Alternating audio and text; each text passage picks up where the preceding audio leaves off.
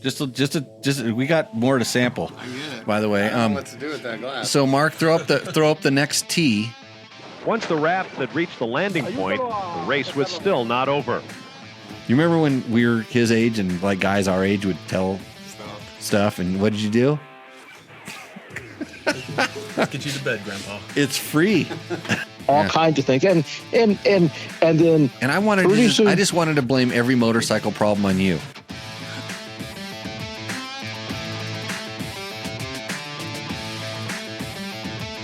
I might have cut it off. Welcome to Tech Talk Taco Tuesday, episode number 272, and I'm guessing it might be 271. It might be 271. I don't know. Sorry, everybody, I didn't upload the last episode. My name is Jimmy Lewis. I am the host of this show. I made it myself, and it's relatively horrible, but millions of people watch it every week on the YouTubes and the Facebooks, and if you're there, we thank you. Comment. We go straight to the questions in the comments, and if you're watching us on Instagram Live right now, you're right there. You can't hear some of the stuff that we're hearing, and you also can't comment because I can't read those just yet. I'll do something in a minute to fix it, but show kind of started like with a storm, but I have good special guests, co-hosts. We like to keep it simple because I can't remember most people's names. I can't even spell people's names, but I can spell the name Jimmy, and luckily my co-host tonight is Jimmy Tyler. Yeah, the other Jimmy. The other way. Yeah, TJ says Jimmy's. Yeah, that's right. A lot of Jimmys here, and we can answer your motorcycle and motorcycle product related questions. But we have a special guest tonight. Yes, sir. Back by popular demand, because he can answer 9 out of 10 beta questions, and then the 10th one that I can't answer, he can answer that one too. Gary Smith. Howdy. And Gary is from Sportsman Cycle in Vegas. And what's your suspension company? Dynamic Dirt Suspension. Dynamic Dirt. And I'm checking your sound levels when you talk, so we're going to do one more little... Say that one more time. Dynamic Dirt. Oh, that's quiet. I'm going to give you more. I can hear it in my headphones. Oh, I know. Okay. Let's try it one more time. Dynamic Dirt Suspension. It looks quiet on the monitors.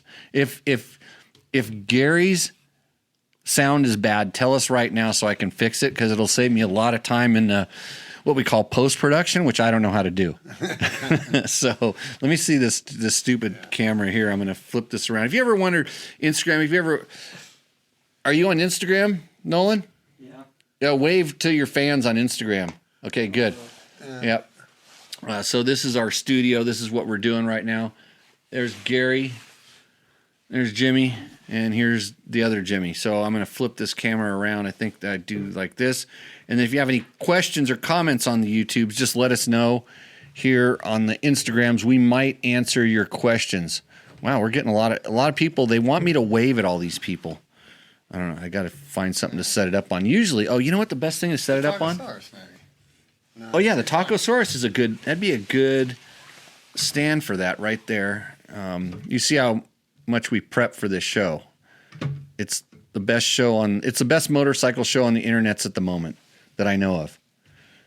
Here, watch this. I'll put a patch in between here. It's how we work. It's how we roll. Balance is everything, right? Yeah. So if you have questions, you peoples on the Instagrams, go ahead and do it. This show would not be possible without the help of our sponsors. We have lots of sponsors, but the best sponsors are Yamaha. Right, Gary? I don't know. They don't pay me. They're paying you, then good. So yeah, we're proudly sponsored by Yamaha. They help you bring you this show. They make sure that they have no control over the stuff that I do, but they make sure that we do stuff. And we try to do good stuff. It's a public service. So if you're interested in a new Yamaha, hey Nolan, how was my Yamaha today? Fucking gas guzzling monster, ripping sand washes to no avail. Yeah, it's fast. Yeah, fast. Yeah. You know, I don't like to talk about myself that much, but this one exception. I have an IMS tank on my WR450, and it measures how much fuel. The little gauge measures how much fuel, and I didn't know how much fuel it really took, but we were doing kind of some fuel consumption stuff, and the tank is 2.8 gallons, 2.7 is kind of what it said, and I mean I'm down to there's this much in the bottom. We just made it perfect, but 73 miles or something on 2.7. Yeah. I had a great time on my Yamaha WR. Like I said, when I want to go have fun, I have a lot of bikes in my stable. That's the one I take. Although it wears me out. I should probably be on a 250F. Yeah. You still got that one? I got a 250F. I got a brand new that brand new one. The YZ250 FX. So Devil's Rumble says, "What's up, Vatos?" That's why it's tight in the top, you know. I see. It's pressed, fresh pressed. Nice shirt. Okay. Other, and we're going to get to your questions real quick. Hey, if you're on the Instagrams, and we're going to cut you off pretty quick because nobody has a 10-second attention span on Instagram, 20. So we've way exceeded that. We'll clip you. You just go over to our YouTube or our Facebook channel, and we're live there, and you can answer your questions there. Because I think I didn't wave at everybody. Since I didn't wave, then they don't ask questions, and it goes wrong from there. So I'll hang up in you real soon. Other sponsors, Climb. It was chilly today. Chilly. I'm looking over at Nolan Cade over here, who is a co-host, but he didn't talk, so I fired him. But he's here training. He might get a second chance. I actually said to some people that he may be more quiet than Logan. Yeah, that's saying something. That's a trait. And he's not a smartass either. So there's some respect there for not being a kind of a smartass. Okay. What else? So Climb. Climb cold temperatures. I had some Windstopper gloves. I was wearing this. What do they call it?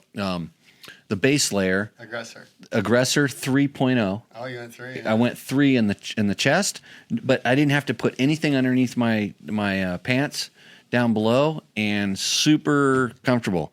And I put my Windstopper liner in my helmet because the Climb helmet's super vented. Yeah.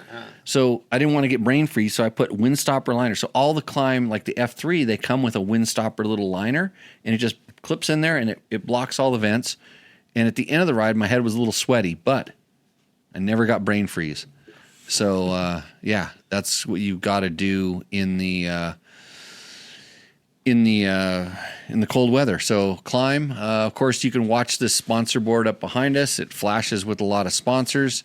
Bulletproof Designs, DDC chain wheels, Scott goggles. Who else helps us out? What's the other ones that are floating around up there? Oh, Fast Company. My wrists are not swollen today. Flex handlebars, yep. Running my Scott steering stabilizer, my Pirelli tires. It's sound like I'm on a podium. Sorry, Getting there? Yeah. Try to interrupt this message with some ads. Okay. TJ says we should put a whole ass dirt bike on the wall behind you.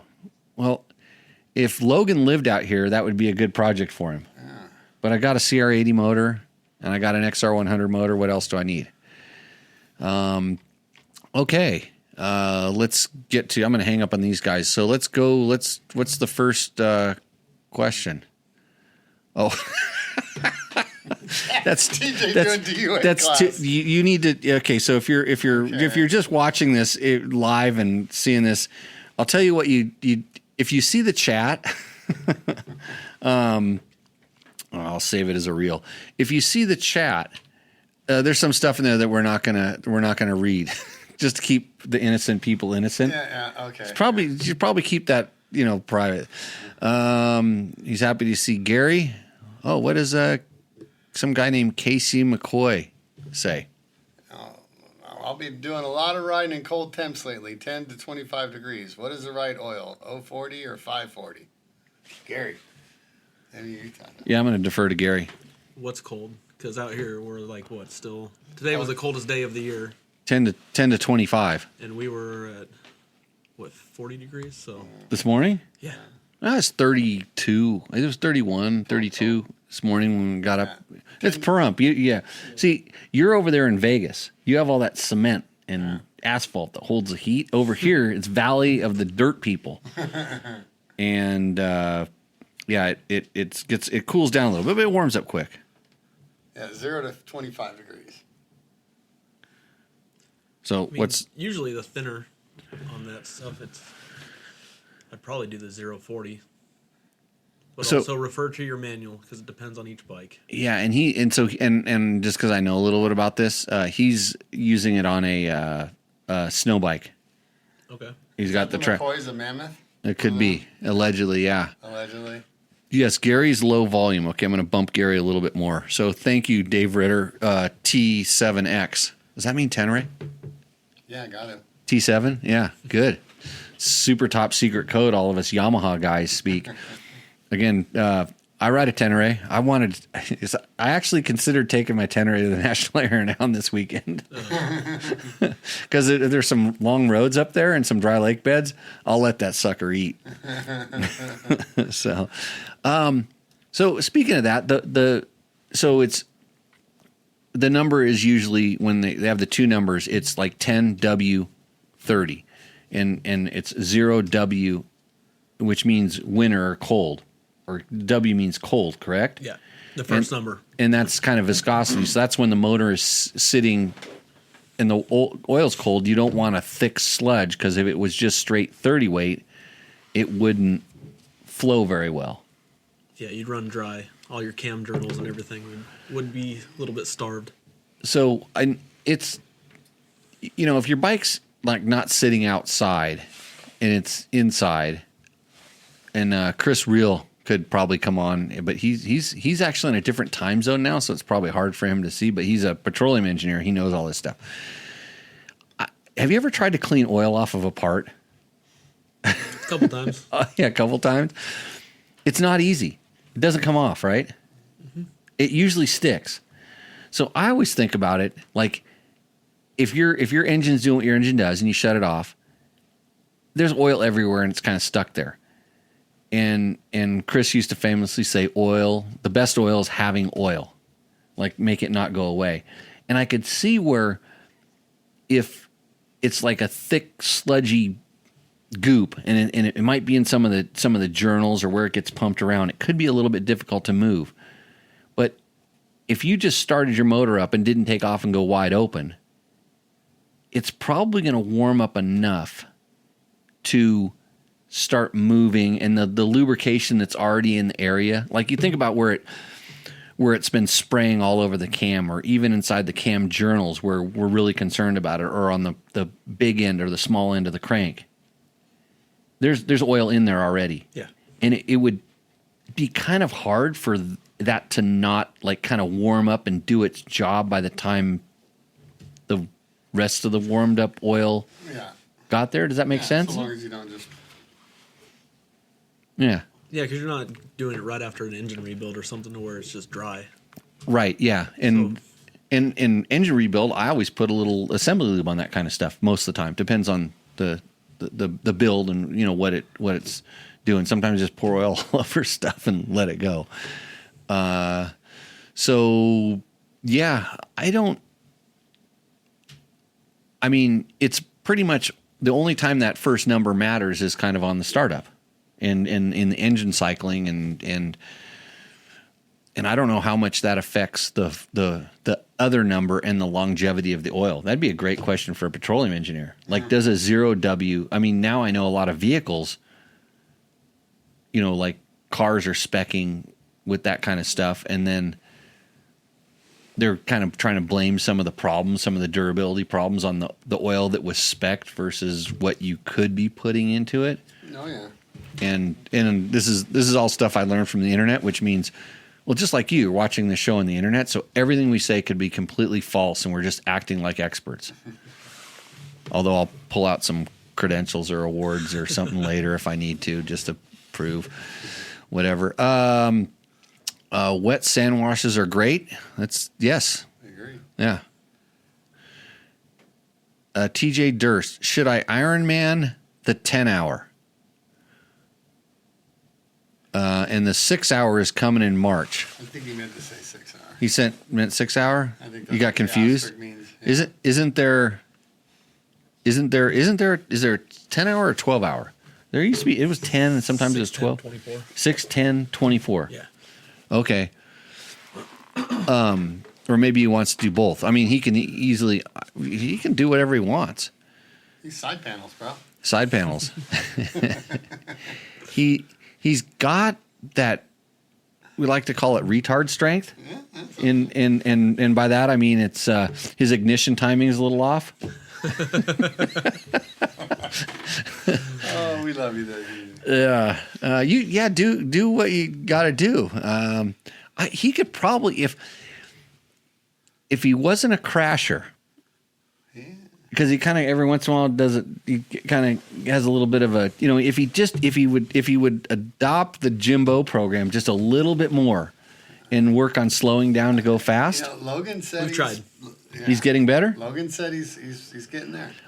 He's working on your program. He's fast enough. I've rode with him for a while, so I don't know. He's fast enough to where he could probably get on a really good team for one of those events. There's always guys that have access to bikes and stuff, but there's such a shortage of riders that can kind of hop on different brands and do different things at those team races. So if you're in, here's my racing advice, people. I don't know why I give racing advice, but here's my racing advice. So let's just say you're like a struggling guy trying to get some support or get noticed or do something.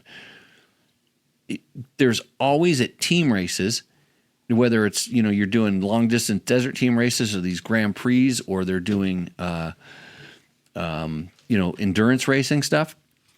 There's always guys that are looking for good quality partners, but all the other fast guys have rides. Yeah, so it gets kind of. So, sometimes teams have a couple riders and then those guys always team up, but then there's guys that we'll call it free agent.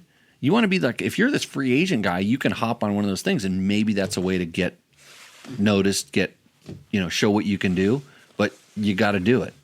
So when we were doing the 24-hour with him, he was supposed to be sleeping at night because we were going to pull double shifts.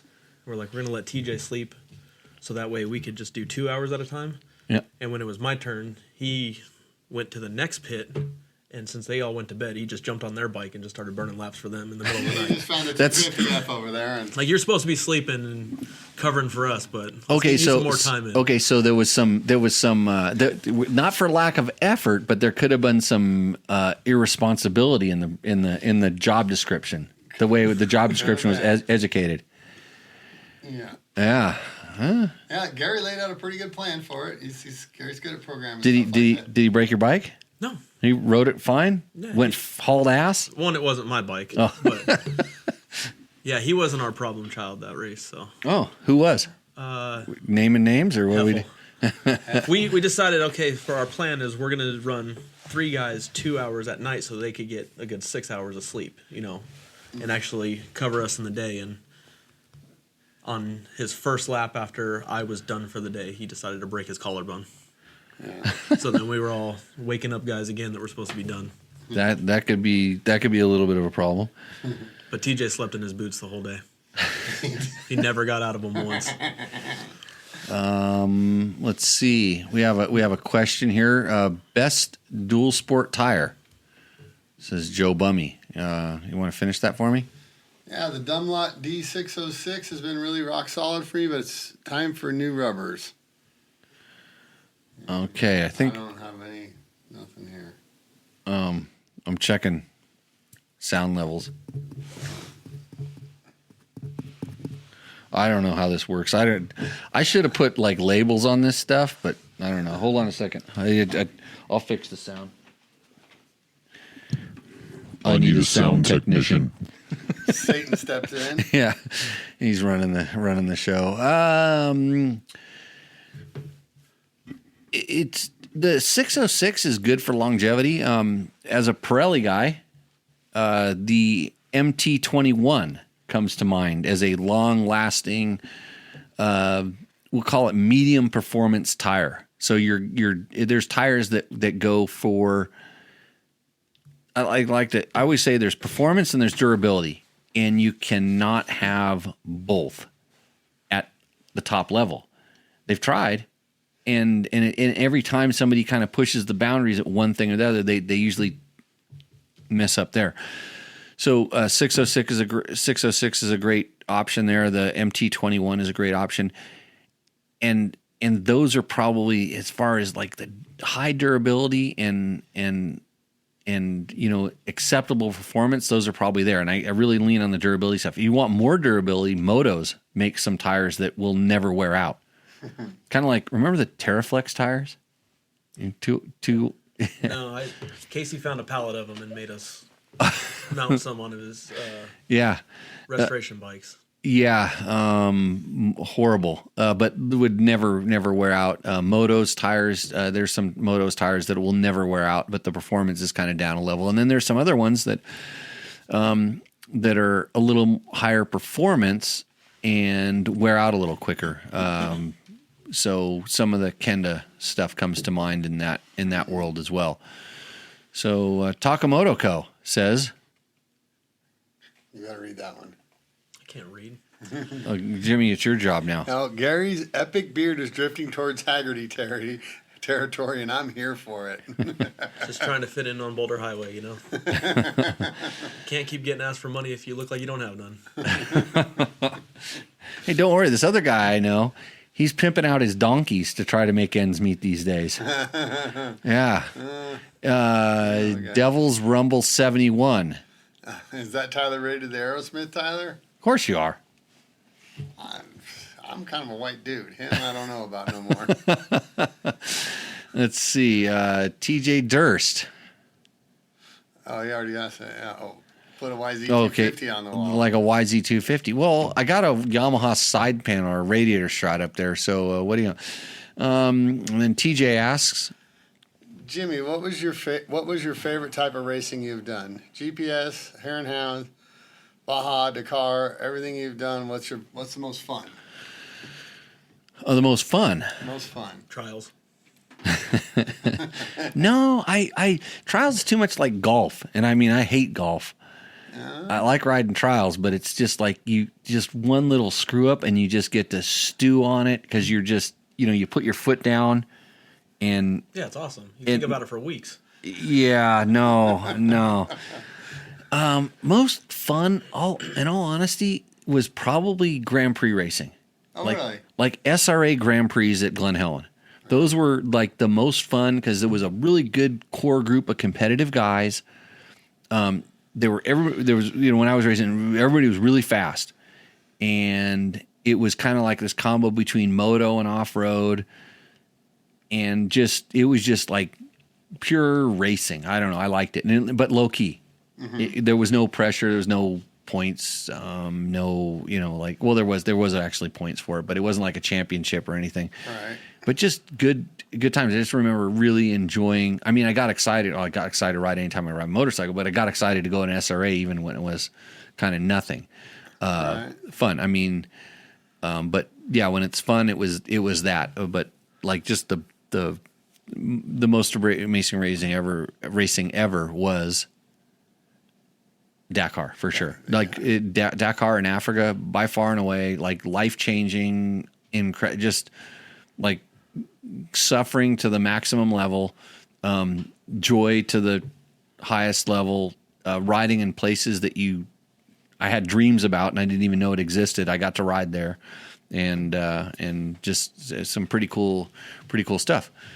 Chris Real in the house. Yeah, we got the oil. Repeat the oil question, please. Just tuned in. Somebody probably texted him and told him to get on. So, Chris, the question was, somebody is riding in cold temperatures, 15 to 10 degrees, 10 to 15, 10 to 30 degrees or something like that, and wanted to know if it would be better to run like a 0W40 versus a 5W.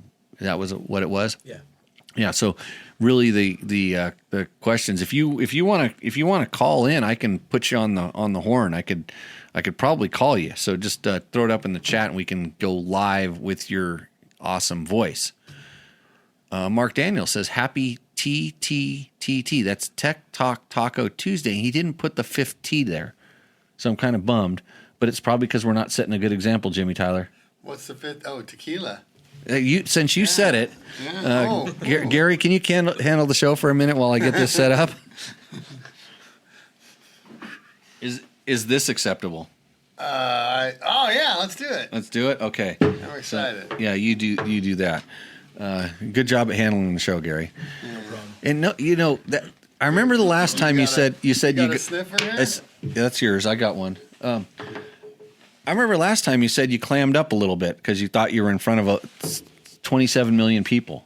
It'd only been like 5 million instead. Yeah, it's a lot. So just we got more to sample. I get it. By the way, I don't know what to do with that glass. So Mark, throw up the next tee, and throw up the next tee, and we'll. I'm trying to get this other thing to share. Okay. Yeah, throw up one more tee, and then we'll show you what we got. We'll have more teas, tequila. So cheers. Cheers. Oh wow, you didn't get a little one either. So for anybody that's curious about that emergency camera here, it's the Trace Generations. No way to translate that. No. Can't hack that code. Yeah, so that's what we got going there. I think Chris is trying to text. I'm not really sure. Oh, unfortunately, Chris is sitting in the airport for the next hours. Oh boy. Okay, I can give him a call. Let's get him on a blower. Hey, my bad happy tech talk. So see, well, he'll tell us in a minute what he's having. Mark Daniels, a big top fan of the show. I really appreciate people joining in. So, Gary, you know what? I'm just going to put you on. What happened there? I broke. How did that? That's not supposed to happen. Let's turn this. Drunk. The camera might be drunk. There we go. There's Gary. So just to put you on the spot, now you're the main guy on the screen. So introduce yourself to everybody. Well, I'm Gary. I own Sportsman Cycle in Vegas. I like dirt bikes. Not as much as this guy, I guess, because I only have like one or two. But Not when you count the shop. You got 50, 40 in there. that don't count. Okay. I got to sell those to people.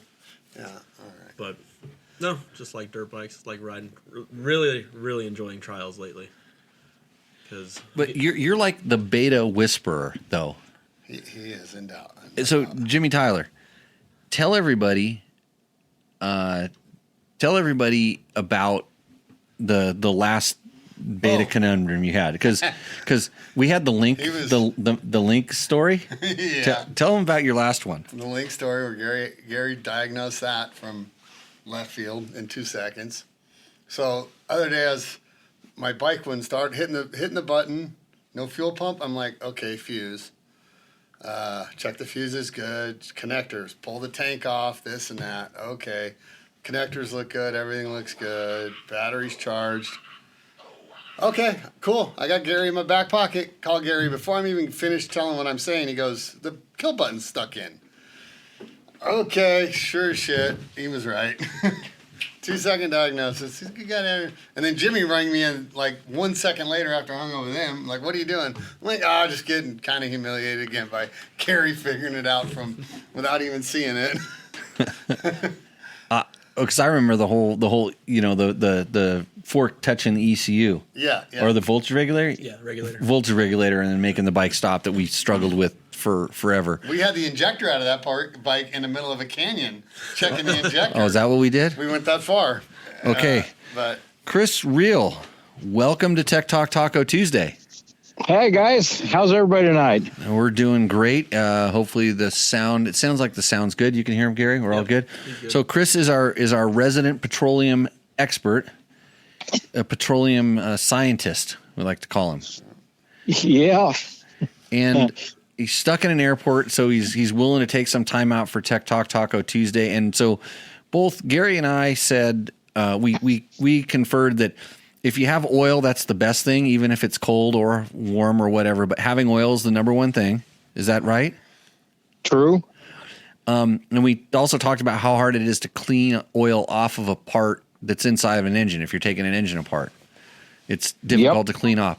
So it doesn't matter whether it's warm or cold, that oil is going to be on those parts.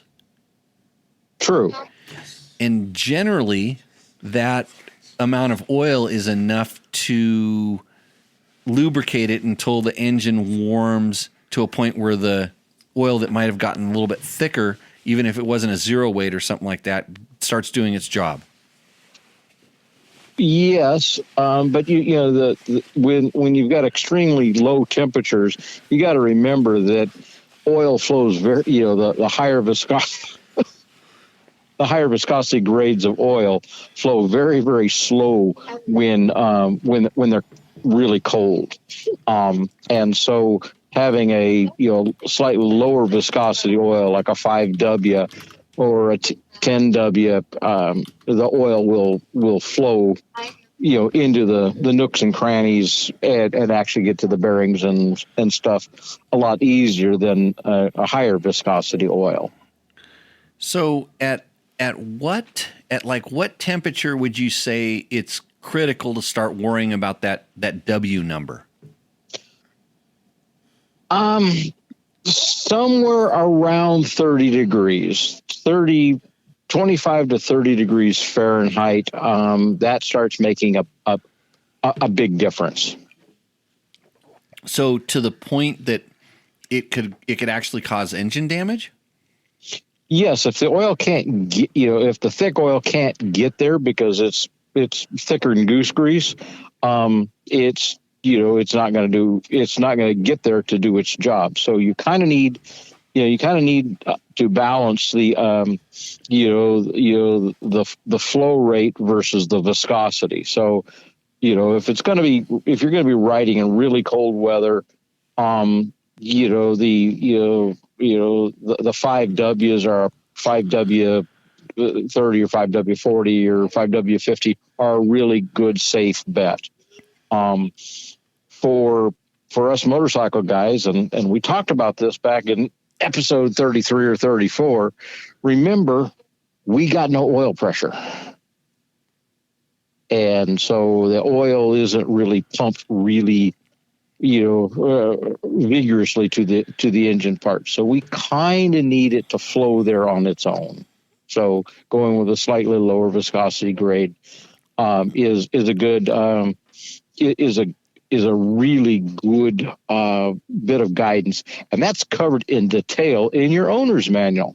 Oh, I'm sure, but nobody reads that. So, well, I know. So Gary and I were sort of wrong. No. You're 90% right. 90%. If you've got oil. If you got oil in there, you're ahead of most. Yeah, well, I mean, usually when the problems occur. So I'm just thinking, like, okay, let's just say you had 10W30, just to say, or 10W, it doesn't matter.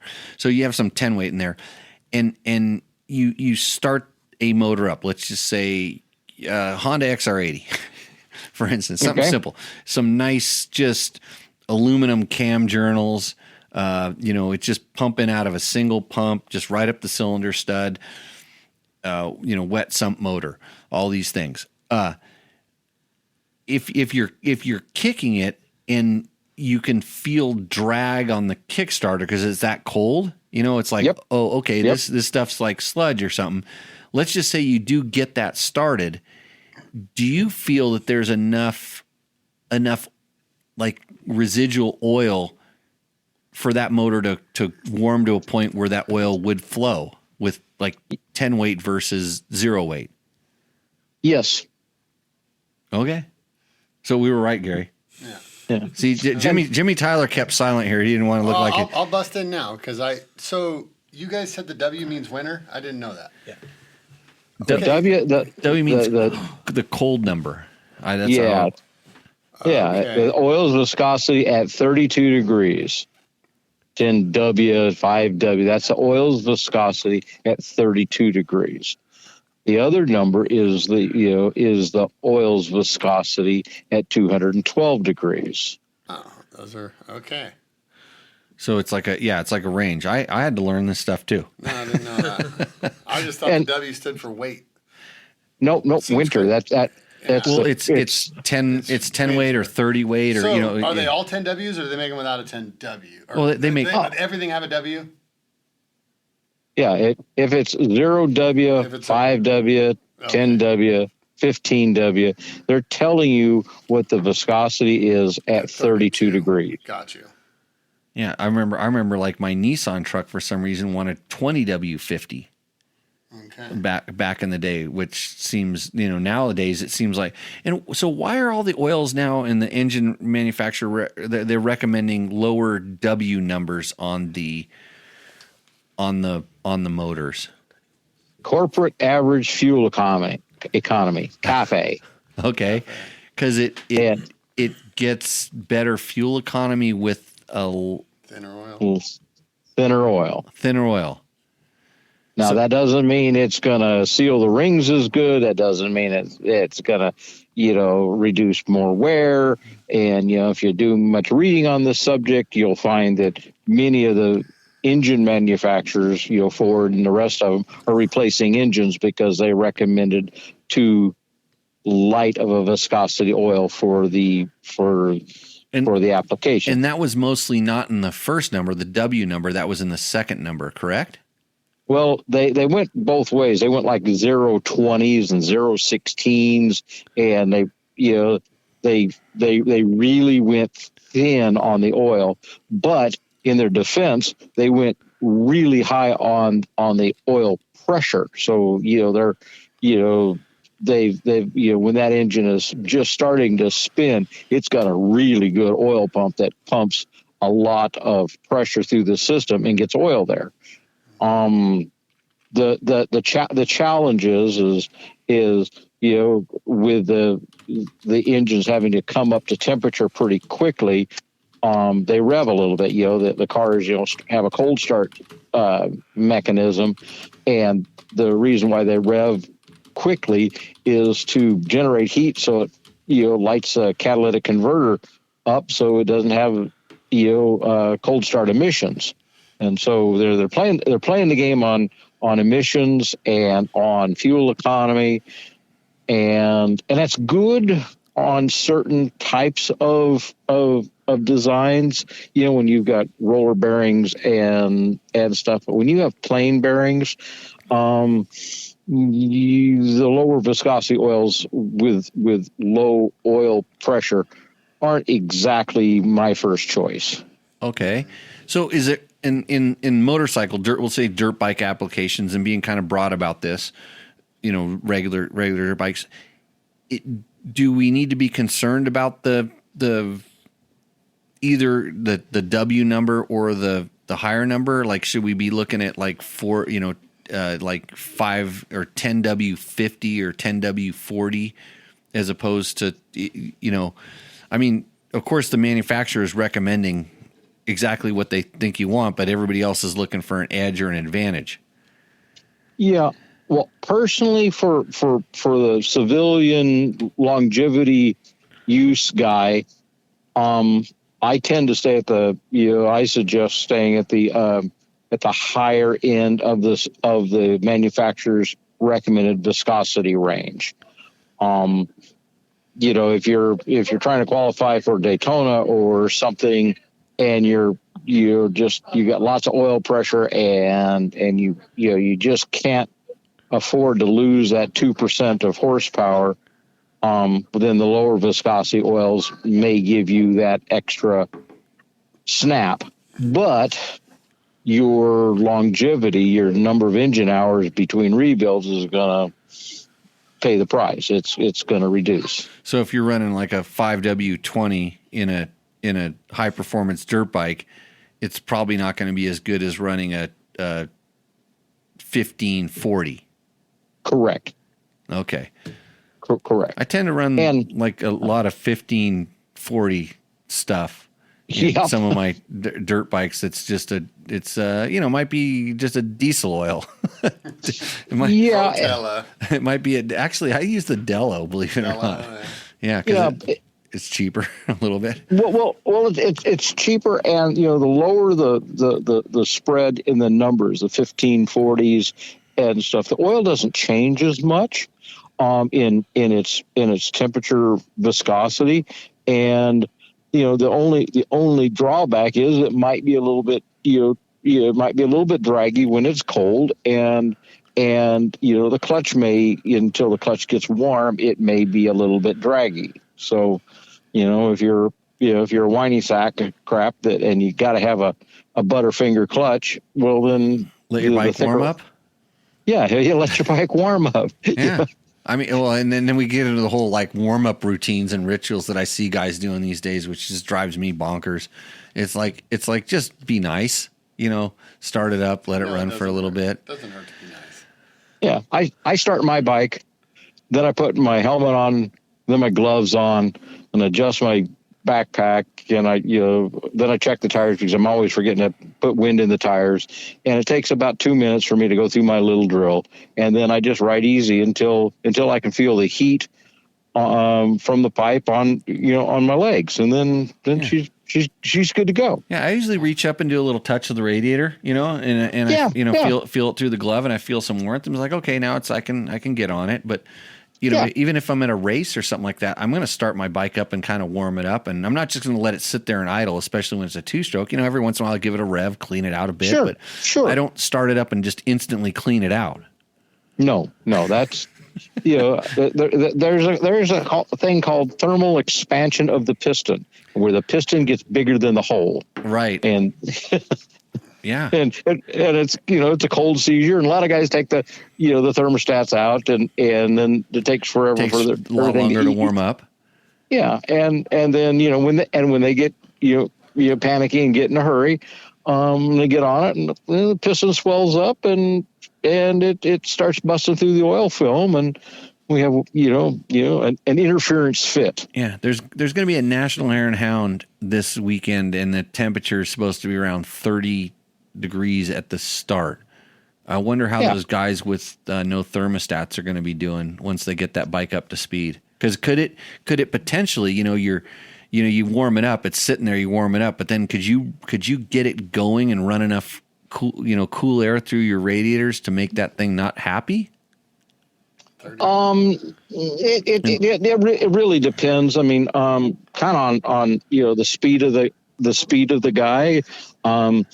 But if he gets a really, really good start and his bike's really, really cold, and he's got no dust and great traction, and he got his talent switch on, full upright and on, he better have warmed up his bike.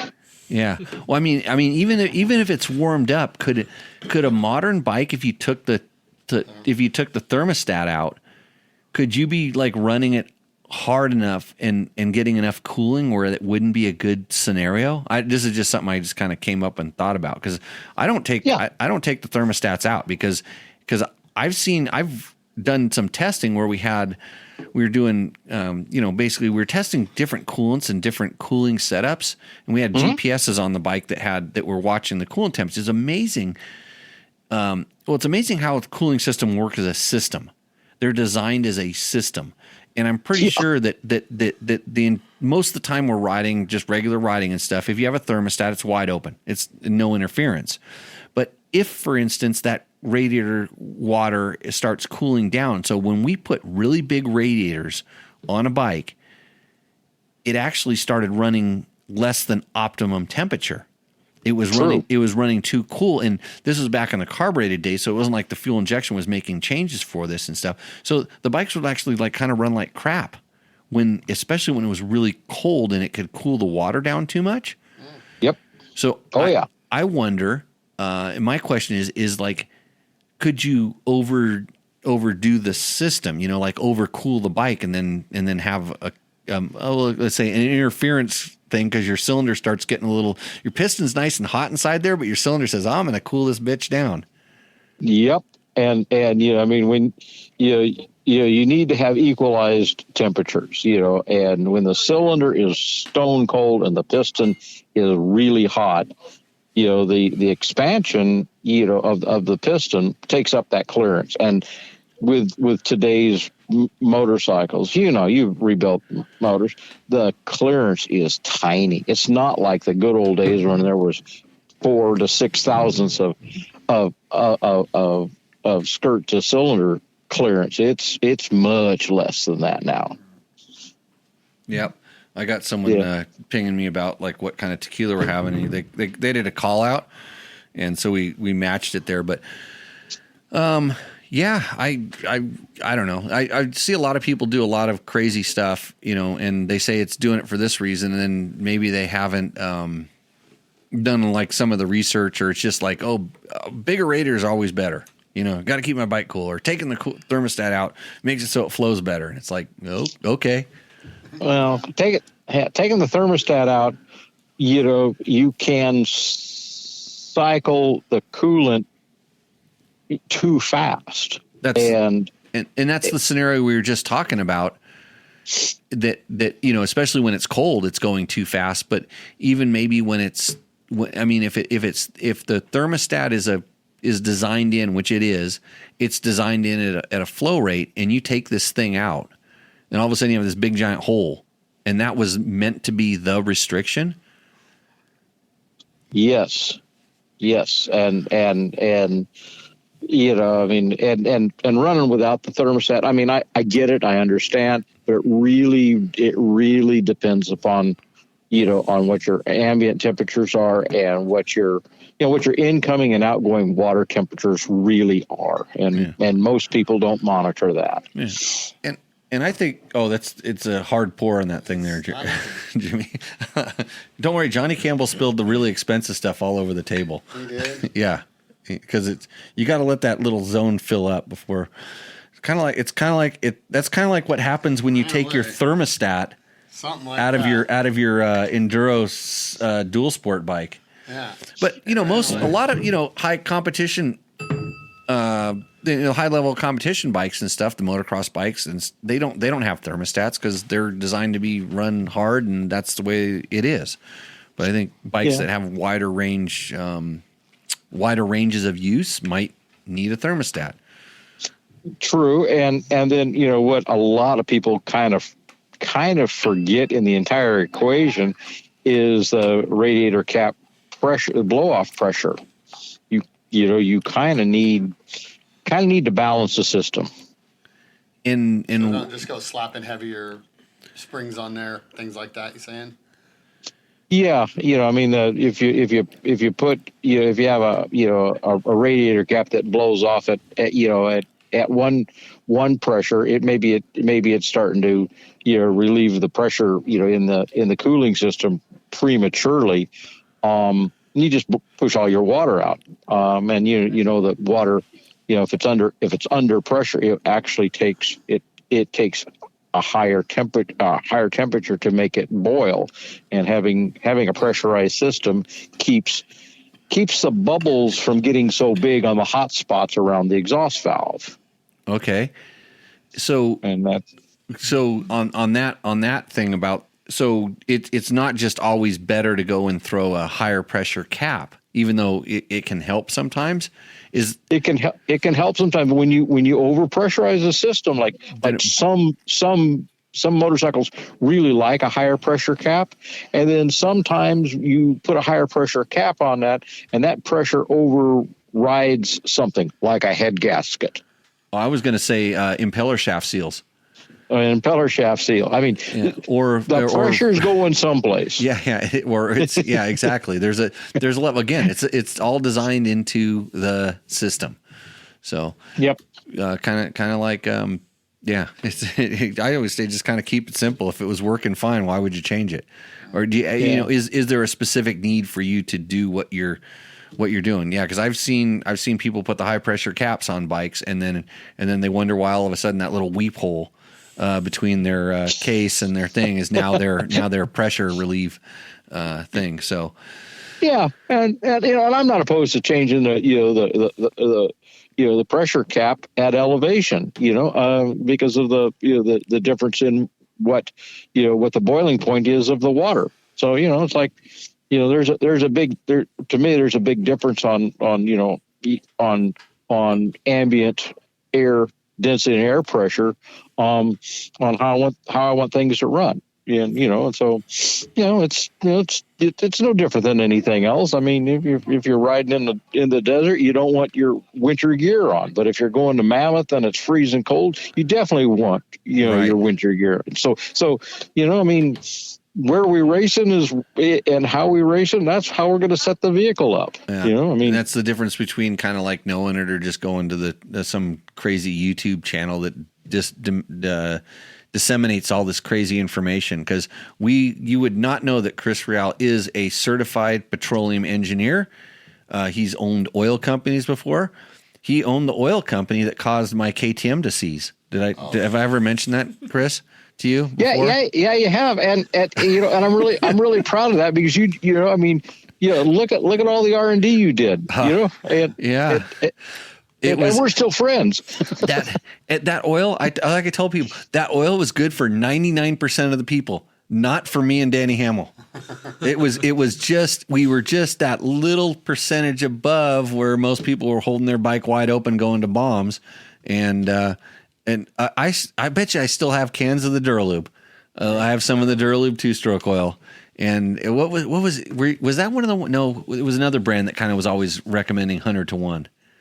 Oh, there was AMS oil there for a while and Neo for a while. And, you know, and, you know, there, you know, the technology in back in the day, you know, when, you know, we went from when the standard of the day was 16 to 1 and we came out at 50 to 1, it blew everybody's brain. And then some of the aircraft synthetics came out and said, well, you know, really 100 to 1 is possible. And there was a lot of technology being brought forward really quick. And there was a lot of evolution at that time for sure. And you know, I mean, yeah, so I'll just kind of say that, like, so it was a team sponsor, and we were really working with them to try to make the oil better. So we would run it and try different stuff, and just run it. And so at the end we'd end up, you know, we try to run it, and then we seized our bike, and we go back to running. And Danny went back to running Maxima, and he was running the Caster stuff just because that's what. Yeah, that's what his mechanic and they had run forever. And I went back to running Calgard, which is a more synthetic oil. Yeah, and I had really good success with it. I knew, you know, because it's just what I'd been running and what I knew to run, and I knew, you know, whatever it was, 32 to 1, and did this, then whatever with our F&L race fuel, and I knew exactly what jetting it was, and we could try to adjust stuff, but we couldn't get the same level of performance we'd have to run just that much richer with the stuff we were doing at Duralube, so the bikes weren't as fast. And then they would last, but we wanted the bikes to run 10/10s. And so it was kind of it was a real interesting time, but I was always pretty stoked that, you know, we'd come back to Chris and it was like, oh, you know, he's like, okay, we'll work on it. And then KTM saw the bill for all the cylinders. Yeah. Well, you know, and you know, I mean, the KTMs of the day. Yeah, I mean, we're going from, you know, iron liners and Nicocell liners to all kinds of. There are a lot of things going on. Yeah, there was changes everywhere. You know, and power valves are different, and you know, but if you take a step back, you know, I mean, 5 years or so before you. On, you know, doing the oil thing. I mean, motorcycle frames were literally breaking in half. Oh yeah, that's, you know, and it's like, all right, there was a very, very steep evolutionary. You know, there was a big step, and there were failures at all different levels. I mean, frames, pistons, shocks, you know, shocks breaking, fork lugs coming off the bottom, all kinds of stuff, kinds of things, and then I just wanted to blame every motorcycle problem on you. Well, I'll take the blame, and I'm not even retired yet. You know, I mean, hey, a little bit of DPS technical news I can share. Oh, good. What's that?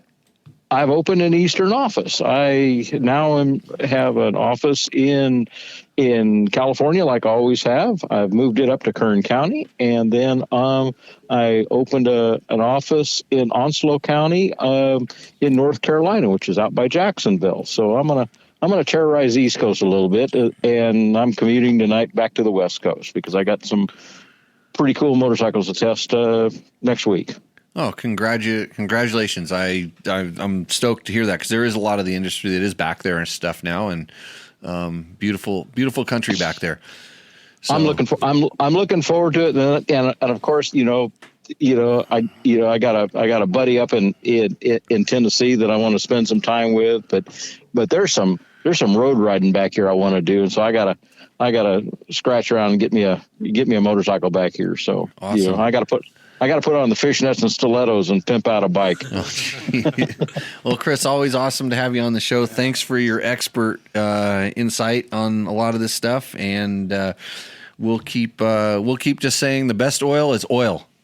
Until I get a sponsor. So if you know somebody out there is looking for, a podcast to sponsor, I can make sure that that's the number one best oil that I recommend every single time, except when I have to tell you what really the truth is, and then I'll probably say that too. Well, the truth hurts, but when you speak the truth, you do raise the bar, so people have to try a little bit harder. Well, I'm just trying to keep my credibility. I'm trying to keep my credibility here. So yeah. Awesome. Okay, Chris, Jimmy. Talk to you soon. Thanks a lot. See you. Bye. Okay, take care. Bye. I got some Duralube if you want some. Chris Real, everybody. I always say Real, but it's Chris Real from DPS Technical. If you need petroleum services, he's the guy to go to, and he's always been like I said, I feel like he's a lot like me, just kind of straight shooter. Duralube, you probably have boxes from the Casey days. Yeah, when he passed, they brought all of his stuff from his garage to us, and we had cases and cases of brand new boxed up Duralube. I'll run that stuff. I'm not afraid. It's sitting at the shop. The way I ride now, no problems. You might want to save that because at some point some of this stuff becomes like collector's items. Oh, yeah. And then, when somebody has a display with their old bike on it, you could, when these like 1990s KTMs come up, somebody will say, I have a Danny Hamill race bike, and there are probably a lot of them out there. You could set a couple cans of Duralube next to it. $50 a can. Yeah. Selling at Mecum. So, Jeremy Schoening wanted to know Clase Azul versus Casamigos. My honest opinion, you got to watch my tequila podcast when I do it, which I'm going to start pretty soon. I don't know when, but it's on the agenda. It's like right after prepping another Husaberg. I'm going to, and after I get my truck put back together, and then I prep the Husaberg, and then I get my TTR 125 dialed in, then I can start a tequila podcast. But I actually prefer Clase Azul, and actually not this one, although this is really nice and smooth. It's definitely good. Yeah, I like the white bottle even better, but people say that it's a flavored tequila, and they don't like it. And the Casamigos is also flavored. So if you go say that on the internets like we just did, we're going to get shamed. Yeah. We're going to get tequila shamed. But wait till I start my podcast because it'll be the best shaming show you've ever seen. So, Jeremy, I hope you're my number one subscriber when I actually get that thing going. I had a question up here. Asher Leto has a question. I am considering putting a thermostat back in my old DRZ 400 since I am riding in below freezing temps. Would this help the bike, or is it pointless? The previous owner removed the thermostat. Like we just talked, I don't think it's going to hurt anything. It's designed. It'll warm up a little quicker, and it'll function the way it's supposed to. I think people take them out because it's kind of like some of these. Oh, I'm going to emissions delete it, and you find out what they're doing, and it doesn't really do anything. But would a good statement be that anything with a fuel injection should definitely keep it in there? I would say, since coolant temperature is pretty pivotal in how the bike runs, and they've probably designed it to run in the conditions that most people are using it in. What do you think, Gary? Yes? I like a thermostat unless there's an issue with it leaking or anything else like that. Just because I've seen more problems with people running oversized water pumps and bigger radiators and the bike's not running how they're supposed to. But I've never had a problem with them. And yeah, when we did this we did this test, and it was back at Dirt Rider, and we just didn't have the space to publish it for the amount of information we had, but I learned so much because even when the rest of my staff was just sick of, changing out radiators or switching coolant or switching impeller pumps and just doing all this stuff. And because we were riding a loop that we had that had some first gear, just make the bike steam stuff. And then we did some hill climbs. And so we had this thing, and it was taking a lot of time. And it got to the point where, these, after 2 or 3 days, these guys just like, I want to go home. This is bullshit. But I'm learning a ton from it.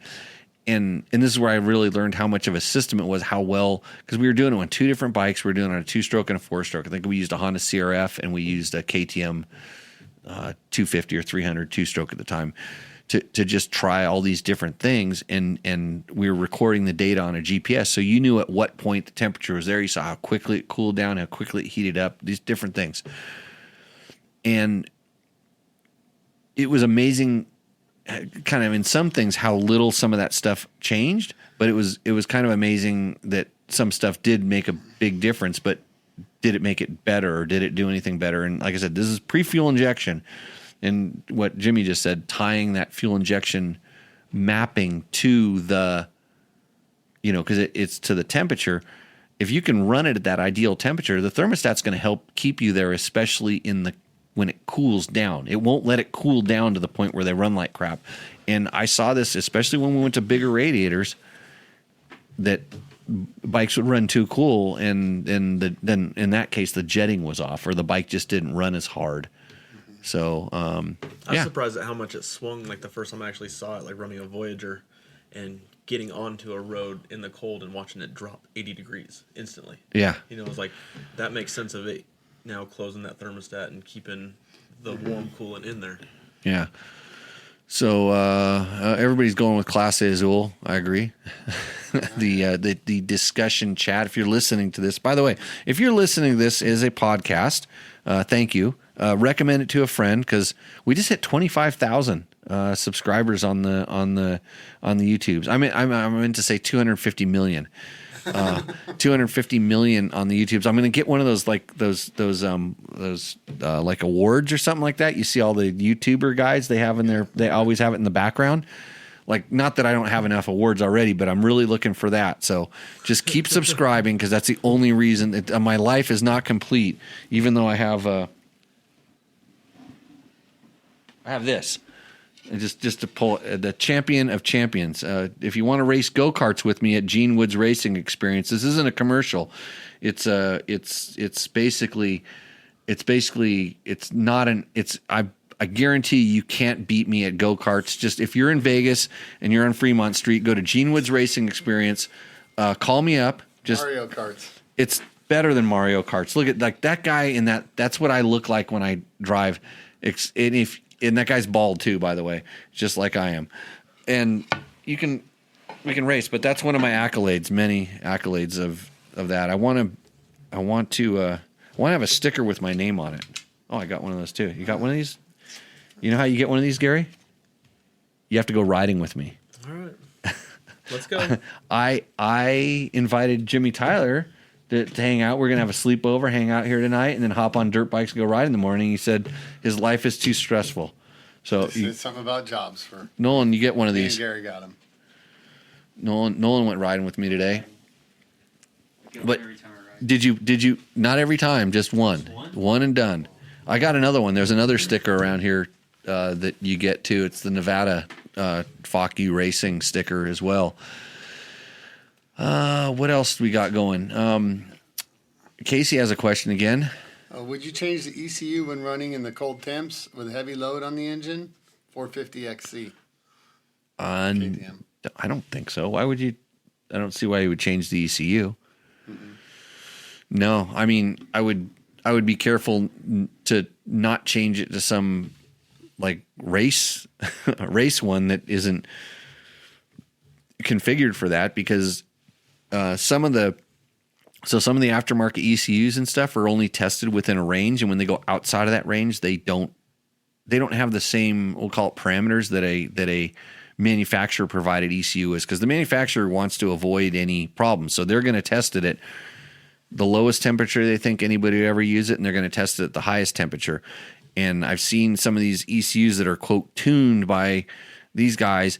They're in a much smaller range. And in fact, like I can pick out some problems with some of them because they don't even work at the RPMs where a lot of regular people ride. They're tuned for racing, and like racers don't ride at 800 RPM. And the bike just like fumbles and sputters and stalls, where the stock one will actually go down there. So yeah. So no, I wouldn't change the ECU, especially on an XC, which is a race version. They're doing pretty good. And Jeremy wants everybody that's on the show to say hi if you're watching, because we know we have a lot of people that watch this show, but you're hiding in the backgrounds, lurking. You're only just a lurker, right? Or a troll? No. What are people when they hide around? Let's see. Ashlito says he's going to add the thermostat. Good move. Yeah, and he notices the bike runs a bit weird when it's cold and really cold temps. This is true. Gary Drummond. HL96 on the top step soon, I hope. Hunter Lawrence, I think he's talking about. Oh, yeah, because we do cover all the racing on this show. Only when we race. Yeah. Yeah, we talk about that sometimes. But I've been watching the Supercrosses. It's been good. Very good. Yeah, it's been good. It's kind of funny because as I get a little bit older, about it seems like every year I go less and less deep into the season because it starts maybe looking the same to me. Like, when you're actually watching, you kind of. I don't want to have this. I want to watch it and watch the race and kind of see what happens. But after that, when you start watching it and if they're not just battling, it's just like, oh, they're all doing the same stuff. Yeah. So There's some battling this week, though. Yeah, there's some battling. Mark Daniels. On the cold morning with the KX500 in Baja, we would put a piece of cardboard over the radiator covers to allow the heat to come up, and then pull it off after the temps got to normal. Yeah, that sounds like a thing. And the KX500 does not have a thermostat. No, sir. Just they don't have one. So you see it with like diesel trucks that are like running and they cover up part of their radiator. There's an optimum temperature you want to have. You're just not cool. Yeah, when we're out here and it's 100 degrees in the desert, I don't think that's going to be an issue anymore. But now that we're talking about cold, it is one of the issues. So Gary, evidently, Sportsman Cycle and Beta has a demo ride coming up. Yep, demo ride this weekend. We are hosting it out in Searchlight, where we usually do our Moran night race. And we are bringing out 8 bikes. I'm going to bring out my Trials bikes too, so people could try those. But we're going to bring out the 200 X Pro, the 250 RX, a new Moto 1, 300 Race Edition, a Cross Trainer, a 350 Race Edition, 390 RS Dual Sport, the 430 X Pro, and the 450 RX, our Supercross bike. And you can get signed up on our website, dynamicdirt.com. We bring out lunch, have a good time, set up a little course. We're going to kind of make a novice line and an expert line this time, so that way you kind of fall in where you need to. But this will be our 5th one that we've done, and it's always a blast. And so this is out in Searchlight, Nevada. So if you want to schedule a trip to Vegas this weekend, leave the wife in the casino, come out and ride some betas. Yeah. Do some demos on some betas. It's kind of hard to ride a new bike without buying it anymore, right? I mean, yeah, and I think if you've never ridden a beta before, I think everybody should, because they are a little bit different, and some of the characteristics people are like, oh, well, this fits me.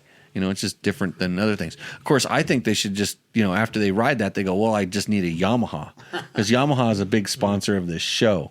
But irregardless of that, you can also go ride one and go, man, I can't believe how good this bike is. And then you go see Gary at Sportsman Cycle. So it's in Searchlight, Nevada. Yep. Which is about 35 minutes outside of Vegas, something like that. Pretty close. Pretty easy drive. It's a neat little riding area out there. And how many riders do you usually get? Right now we got about 50 signed up. We did start charging $20 to get in, so that they got kind of rid of the tire kickers. Okay. So it made it more intimate of the people that are really serious, and we kind of spend time with everybody to figure out, what questions you have, because they give us kind of a range of every bike, and you can kind of see where everything is kind of suited for you or not for you, and kind of put them head to head. And like, there's not a lot of people doing demos anymore. I know Yamaha is doing it. They're still bringing out the rigs to some places, which is awesome. Yeah, it's if you ever get a chance to go do a demo, and you can sign up and ride multiple bikes. Yep. Yeah, and that's the kind of the cool thing is you have an opportunity to try some different stuff and see how it works, and you might be surprised at what you find that you like. You could hop on the 450, the Supercross bike, essentially the motocross bike, and go, oh, this is what I thought I wanted, and then you realize I was like, I'm an X-Trainer person. Yeah. Yeah. I mean, that's the first time I ever got to ride a 500. I went out to one in Georgia in 2013 and rode KTM's 500 and was like, this bike's really easy to ride. I would have never thought, and Right. really kind of put it in my crosshairs of I kind of like the big bore 4-strokes. Yeah, and I'll just say one thing about the Beta 200 is I have been I was KDX 200 guy. I was a KTM 200 guy for the longest time. I resisted the 300. Everybody else is going 300. I was happy with 200 just because I liked small bores and the light feel and all the stuff about same. that. But KTM's 200 motor, I could actually get my KDXs to run better than the KTMs. Just as far as like a real broad power, having some torque. And I think I had to do it a little bit more with flywheel weight and different things like that. And there's a video someplace, go on our YouTube or go to Dirt Bike Test, and we did some stuff on a Beta 200. And the very first time I rode it, I was blown away by Beta built the motor that I had been trying to build forever, just as far as tuning and that's a lost art because all this KTM went down to 150. And I mean, granted, like 150 is just they made a racing class for it, and everybody's all 150 lighter, all this other stuff. It's not a 200. That little bit of torque that it loses is, especially for a larger guy like me, kind of catastrophic. Once you get them revving, they're plenty fast, but it's like just the torque that it loses and the just the overall spread of the power. It's a pretty amazing bike. So it's kind of Like, it's still one of my favorite. I think it's my favorite 2-stroke. I went and did Idaho City last year, and I had to borrow a buddy's 200 just to go race that one. yeah. And it's in the trees, and you feel, once you hear it, you feel like you're going fast, even though I got completely waxed. Oh, if you don't realize how slow you're going on a small bike when you feel like you're going a million because it's making all that stuff. Wait, Beta 250F in the pipeline. It's coming. It's coming. They finally released. They had teaser photos, and they finally put up a video on the Italian Instagram. Okay. And so they're racing it for MXGP now. So it should be here for 2027. We'll actually have a 250 RXF, so 4-stroke 250. And is it going to be motocross bike? Yes. To start with? Yeah. And then they'll probably branch it into off-road. Maybe. I You mean, would we'll think. see. Because I know, like, people ask about our demo ride, too. I'm like, why are they not bringing the 350 RX? We don't even have enough to sell. Those bikes sold out so fast. And That's the 2-stroke motocross bike. yeah, I got to ride our first one down the street real quick just to try it. But How was it? it's a big bore. I like the 200s, man. So compared to a 300, you could tell it was a 350. Yeah, it had more of kind of like that, that big bore stuff like the KX 500. Like when you roll on it at the bottom, it's not that. It's not that hard hit off the bat. It just rolls on and then it starts pulling you out, and you're like, okay, there it goes. It's torque over RPM. Like the torque is activating it, and it's not building RPM super quick. Just for the quick little ride, yeah, that's all I Yeah, can see. yeah. I mean, I'd love to go really try one and put a day on it to see, but I've sold 2, and that's all I can get so far. So, okay. Well, so if you're interested in doing a demo ride, and Beta does these all over the place, correct? Yeah, they send them. They have different pods that they send to each dealer, and it's on their website, betausa.com, and you can kind of track where it's going to be. We kind of get the first ones because it's not cold out here, so our bikes are brand new. They have 0 miles on them, so they're not hammered yet or anything from anybody else. And I'm amazed, like, because I've done KTM demo rides and I've done Yamaha demo rides before. I'm amazed at how well kept the bikes are. Like I would think they would be, more beat, but then the KTM and Yamaha seem like they do them in conjunction with like races and stuff, and it seems like it's a higher level client that gets on them. They're not out crashing them and beating them up, but I know when they got crashed, they got pulled right out and they went and yeah, tuned them right back up and got them all set back up. So, but it's a great way to try different bikes and to see, you know, if you how do you know other than having a 4-stroke guy when you think you're a 2-stroke guy, on and on and on. I mean, yeah, you were that guy. Well, actually, it's funny. I told you this. So first time you rode with me, Jimmy, you're beta guy now. Yeah, for sure. Yeah, and so he was always KTM. Well, for the longest time, it was KTM.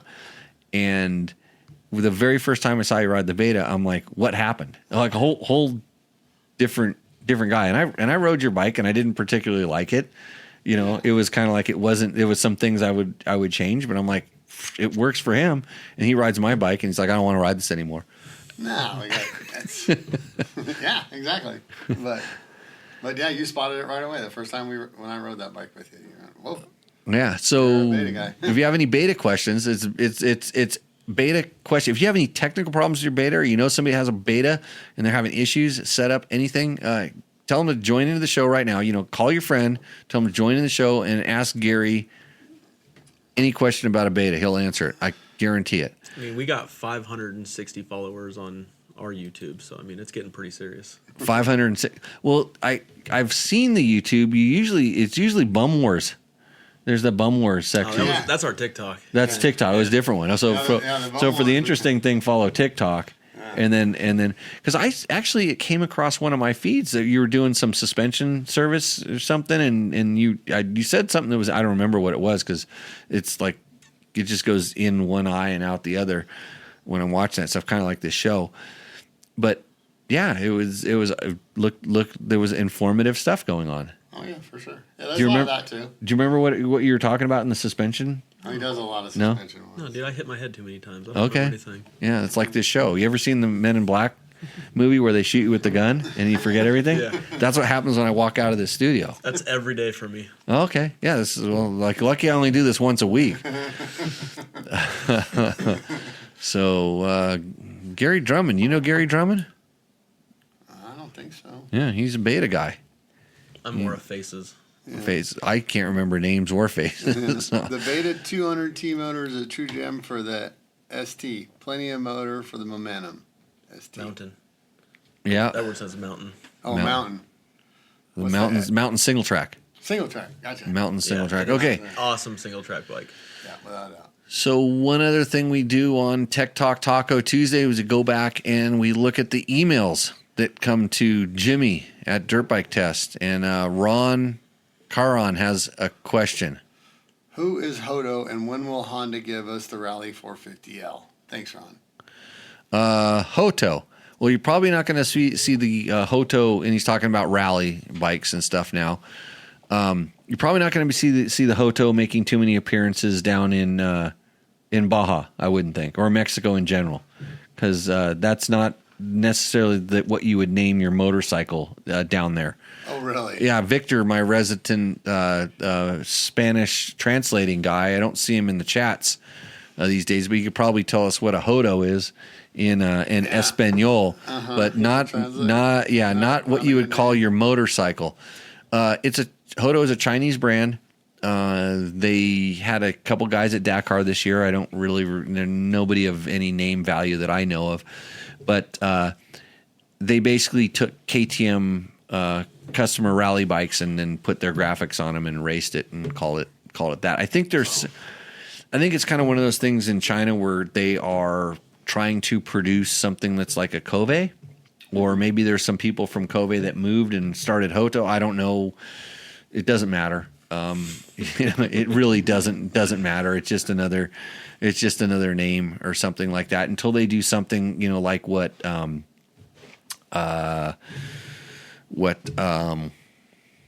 Hero is doing, which is basically hand building factory rally bikes. You know what kind of motors are in those things?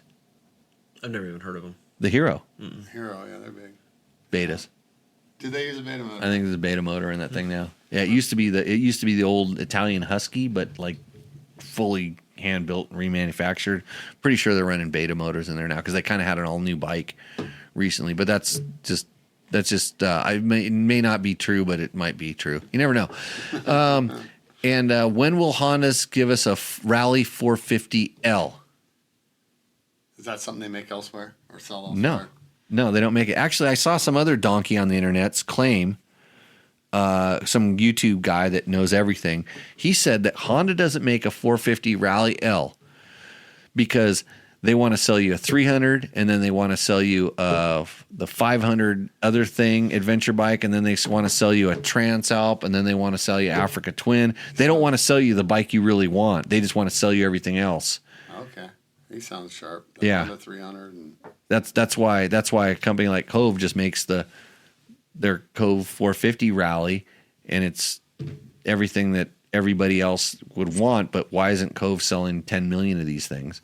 Which is, not 10 million, but Honda needs to sell like 5,000 of these things to make it even worth a year, to make it even worth them considering.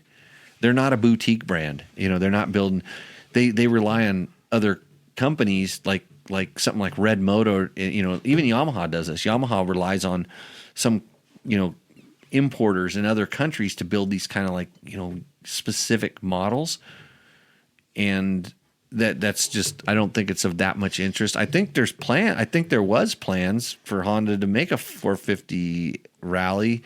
I think they've shown some concepts and stuff like that, but it's one of those things where who knows? I don't know. I'm not in the marketing department. I know people that, not marketing, but R&D. I know people that are, and it's just a numbers game. It's like, can they make money selling it? And they have the 450L. And there's people that make kits for that. And if you really wanted that bike, you could build it. But I don't necessarily. I mean, why doesn't KTM, of all people, sell a Rally 450? yeah, Right? That would be more sensible. I mean, they're like ready to race. Why don't they sell the Rally bike that they sell in limited numbers every year? Why wouldn't they just? It's obvious. Why wouldn't they There's just? enough profit in it. I mean, it's how business works. Yeah. So yeah, that's what I think about that. But what do I know? I'm just a guy that can win a go-kart race at Gene Wood's Racing Experience. You want to come down, Gary? I do. You do? Okay. Yeah. Next time you're going to go there, give me a call. Let's see here. What other stuff? Trevor Hunter said this. Trevor, if you don't know, he's at least 2% of dirtbiketest.com. Go check him on the internets. But he really wants you to go to his Trevor Hunter 224 channel on the YouTubes. That's 1-800-DENT-DOC, I think, is his main sponsor. He's really trying to pull all of his content over there to try to not make me as much money because I'm living fat at Dirt Bike Test on all the revenue that we're getting. Trevor said, he says, you want to read this, Jimmy? Yeah. Their sip. These guys found us after my KLX 300 experience at the Hare and Hound. Do you think this is something that we could get money for doing? He says, "Hi, Trevor. My name is Jay. I'm part of Team Antelope Power, a Southern California-based electric dirt bike project, and I want to see if Dirt Bike Test would have any interest in doing a hands-on evaluation. We like hands-on evaluations." Yeah. He says, "This bike is a full-size." Remember this stuff? Addictivo whiskey. We're switching over. Yeah. This bike is a full-size off-road motorcycle built specifically dirt riding, not a Sur-Ron hybrid. It's currently located in Elsinore, Lake Elsinore, at Manny Jabalaba's house. I did a story about freestyle riding at his place. He's got ramps and hits and stuff like that back in the day. I did I did a heel clicker and I did a knack. Oh. And those are Pretty big. good for an off-road guy. Those are big moves back in my day. Yeah, ramps. It's currently, let's see, and where we do our riding testing and setup. A quick overview of the bike. Peak output 25 kilowatts. Continuous output 18 kilowatts. Real world peak power 30 to 32 horsepower. So those kilowatts, those mean anything to you yet? Anybody? Not yet. Yeah, not yet. I'm not there. We should get Anthony, our electric bike guru, to step in this stuff. 72 watt, 60 amp hour battery, 200 pound bike weight. That's not bad. 200 pounds because the Can-Am I was riding was 400 pounds. 21 inch front, 18 rear, GFE fully adjustable suspension. What's GFE? Multiple ride modes, adjustable regen braking. I'm including a couple photos for reference. If you'd like to get a feel for what we're doing, here's our social medias. They're looking for honest, real-world feedback and proper testing, not promotional coverage. We're completely open to critical input. Happy to share full specs or coordinate a visit. This is something you'd be into. And what did Trevor say? Let's get some money off these dudes. Get some money for doing. Well, yeah, Trevor. I mean, that's the whole reason we have dirt bike tests is to make money. I'm all about. I like money. Yeah, money's nice. I like riding dirt bikes more. So I get in this conundrum where I kind of want to ride it just because I'm interested in riding almost anything. But then it's like, oh yeah, I'm supposed to ask for money. I mean, shouldn't everybody that has a YouTube channel get money? I mean, every YouTuber claims they're making lots of money. So, you have a YouTube channel yet, Nolan? No, you should, because then you'll make a lot of money.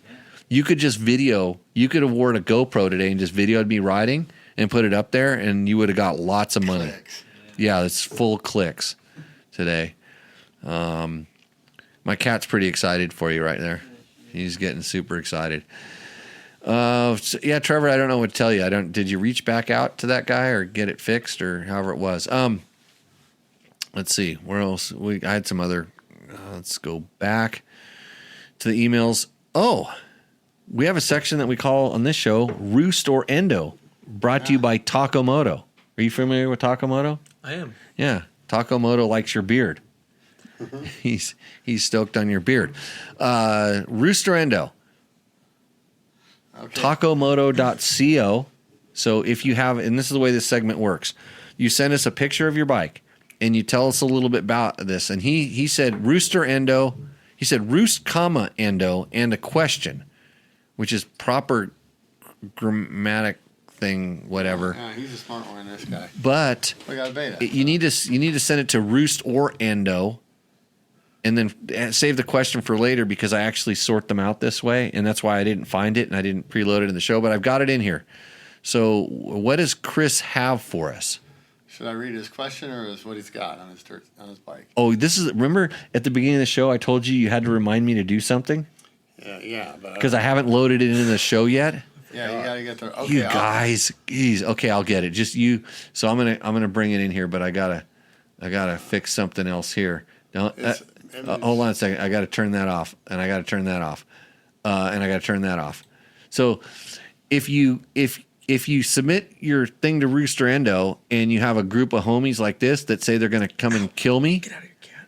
they're gonna come and attack me she's crazy tonight. Oh really? She's digging into legs. Claws? Yeah. If you have a group of homies that say if your bike doesn't win, we're going to come and roll you, Jimmy, the next time you come trail riding with us, don't do that. So, okay, let's talk about. Hold on, I got to move this thing over here. I got to put Chris's bike in here, like that. I got it. Look at this. I'm almost like a professional. I used to hire professionals to do this. There she is. It looks good there. It's actually a nice big picture, but you shot it with your damn phone, and I can't. There's nice. Look at the trees in the background, but you can't see the tree. Like, here we go. I'll fix it. Okay, I'm gonna move this out of the way, Jimmy, so you can read. I'll tell you all about this. Okay. Later. It's a 2023 Beta Cross Trainer Montero cone valve fork cartridges from Tasmania, Australia, making some great suspension products. Front tugger strap, Enduro Engineering skid plate, handguards, rear disc guard, bar ends, and spark arrestor. Bulletproof designs, front disc guard and rad guards. WP rear shock from a TE300, internally lowered. Reval. Oh, we already lowered it. Wait, a TE300. Wait, can you put KTM shocks on betas? He did it. I guess. Wait, don't you run a suspension company? Shouldn't you know this stuff? Yeah, but I ain't. Nobody's trying that move. I'm not mixing brands or anything. Okay, just checking. Yeah. I'm gonna zoom in and check it out, but keep going there. He's one of the first guys I've heard get rid of the. No, this is the cross trainer. Yeah, it's got the sacks, but This has the silly goose suspension. oh, it does. Okay. Is that GFE? It's the R16V. Yeah. Okay. Okay. So, yeah. It is very, very trail rider beginner friendly suspension. Mm-hmm. I Yeah. can't stress that enough. Yeah. Yeah. No, it's not. It's what the bike's built for. So. Hey, my buddy bought one of these, I saw him today. He put a thumb throttle on it. He's he's getting older. He has a brake up there, you know, and all that stuff. Flick or whatever. And I asked him. He was like, well, I don't know, because we ride a lot of roads and we go kind of fast on the, you know, we go on the roads. He goes, I don't know about the suspension. I'm like, you're riding down roads. Don't worry about the suspension. If you need to make it different, you can get bigger springs for it and do what you need to do. It'll be fine. But okay. I got a couple other things. He's got ASV levers, Fastway foot pegs, Clean Speed brake pedal tip, Moto's LED headlight, Banana Racing pipe guard, IMS fuel tank, Polysport clutch and ignition covers. That's not bad. Are the IMS tanks? Are they specific to that bike? Do you know? Yeah, because it's got a It's whole different frame. Yeah. I was going to. Victor says I was watching and commenting on YouTube. There's a huge delay between these two platforms. So, Victor, what is Get your money back. what? you'll get Victor. You'll get your money back for this show, according to Jimmy Tyler. So, Hi, Victor. Good to see you, buddy. yeah. Guess what? You want your 2 cents? I know you'll give us a 2 cents. Victor's Are you solid. watching on YouTube and Facebook at the same time? Which was faster? Oh, so he's got another stage name on the YouTubes. Oh, he does. I don't know if Because I wanted to know about the. Remember, I needed the translation of Hoto. Yeah. Yeah, Moto. the proper translation on Hoto. So good to see Victor's back. And Gary just said the Beta XT is definitely a roost. Well, Gary, you're just a Beta guy, and I'm going to disqualify your opinion until I get a little bit farther. This is really good. Fantastic. This is a really good whiskey, by the way. So good. Yeah, Addictivo whiskey, by the way. What else was I gonna? So Mike Roos, I don't see anything silly goose on there. Moto Aero cone fork valve cartridge. Do you know that? I do not. Yeah. So learned something today in the show. I like that. He's looking it up. There's not a lot of Stuff different stuff for the cross trainer on the forks. Like we make a gold valve kit for the shock, but the forks, there's nothing. Beta used to make a direct cartridge kit. They discontinued that. So anything that 'Cause if you're it's actually riding it at speed, anything is an improvement. Yeah, it's a putter bike, but not to say that it for what it's doing, I think it's just fine. So, and I was going to tell you a story. We'll get back to your bike, Chris. Don't worry, Chris. If you're in the chat, here he's in the chat. He says that's my X Trainer. Oh, Chris. Yeah, so good, Chris. So good to see you in the chat. That always helps out. By the way, if you're actually in the chat. That way we can ask questions about your bike. Are those stock clamps, Gary, or did you have to put clamps on that? They look No, like they stock look clamps.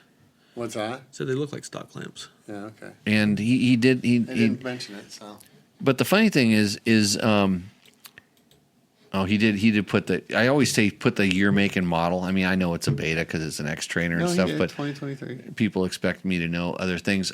Tell us. You're in the chat. Tell us, Chris, about how how that shock thing. Did the shock have to be modified, or was it just a direct drop in? Because that's kind of an interesting thing. So I was going to tell Gary is that up until this weekend I was kind of ready to buy my wife an X Trainer. I thought, she's getting older, likes she likes riding technical trails, but at a slow technical trail riding pace. I'm like, X Trainer's perfect. It's light, it's got tons of torque, and it's lower. Mm-hmm. It's just kind of lower, and the chassis is designed to be lower. And this is a big thing. But we went riding. I put her on her KTM 300. Well, she was riding her KTM 350 4-stroke that we keep in her place. And then I'm like, because the 300 has a Recluse clutch, but it's got a bigger tank. It might have been set up a little bit more for me. I put her on that thing. She started ripping. She started riding so good. And I'm like, oh, good. You don't need an X Trainer anymore. She needs a 390. 390. No, she's very smooth bike. She likes now she likes the ones with the big pipe. Okay. She likes the ones with the big pipe. Yeah. That means 2-stroke. That means 2-stroke. Yeah. She was a KDX 200 racer. She liked KDX 2. Well, she started on a Husky 250 with a left side kickstart because that's what her dad gave her when she was 14, and all of like maybe 5 feet. And you know how tall those things were? Yeah. It was like a 40-inch seat height. So let's see here. I don't see any pictures on this cone valve stuff, but there's a whole description of it. Okay. Well, that's good. If you scroll over, there's a picture. A Hoto is a pillow biter. Okay. So don't call anyone that in Mexico. This is what we're talking about, Victor. We were saying that they probably wouldn't be racing in Mexico anytime soon. No, not gonna. Ace Nilsson wants to know, what are we drinking tonight? Well, we're on our third sample, and right now we're on the Addictivo whiskey. Ace, so I'll put it up on the emergency screen here. This is a really nice. It's whiskey aged in tequila barrels of all things. That's why it made the show. Back to Chris's. Oh, let's see. Gary Drummond says, I was a beta guy, currently a 4T rider only, a Sherco SEF 250 for the single track and a Ducati 968 mono for the slap. Those are nice bikes, the Ducatis.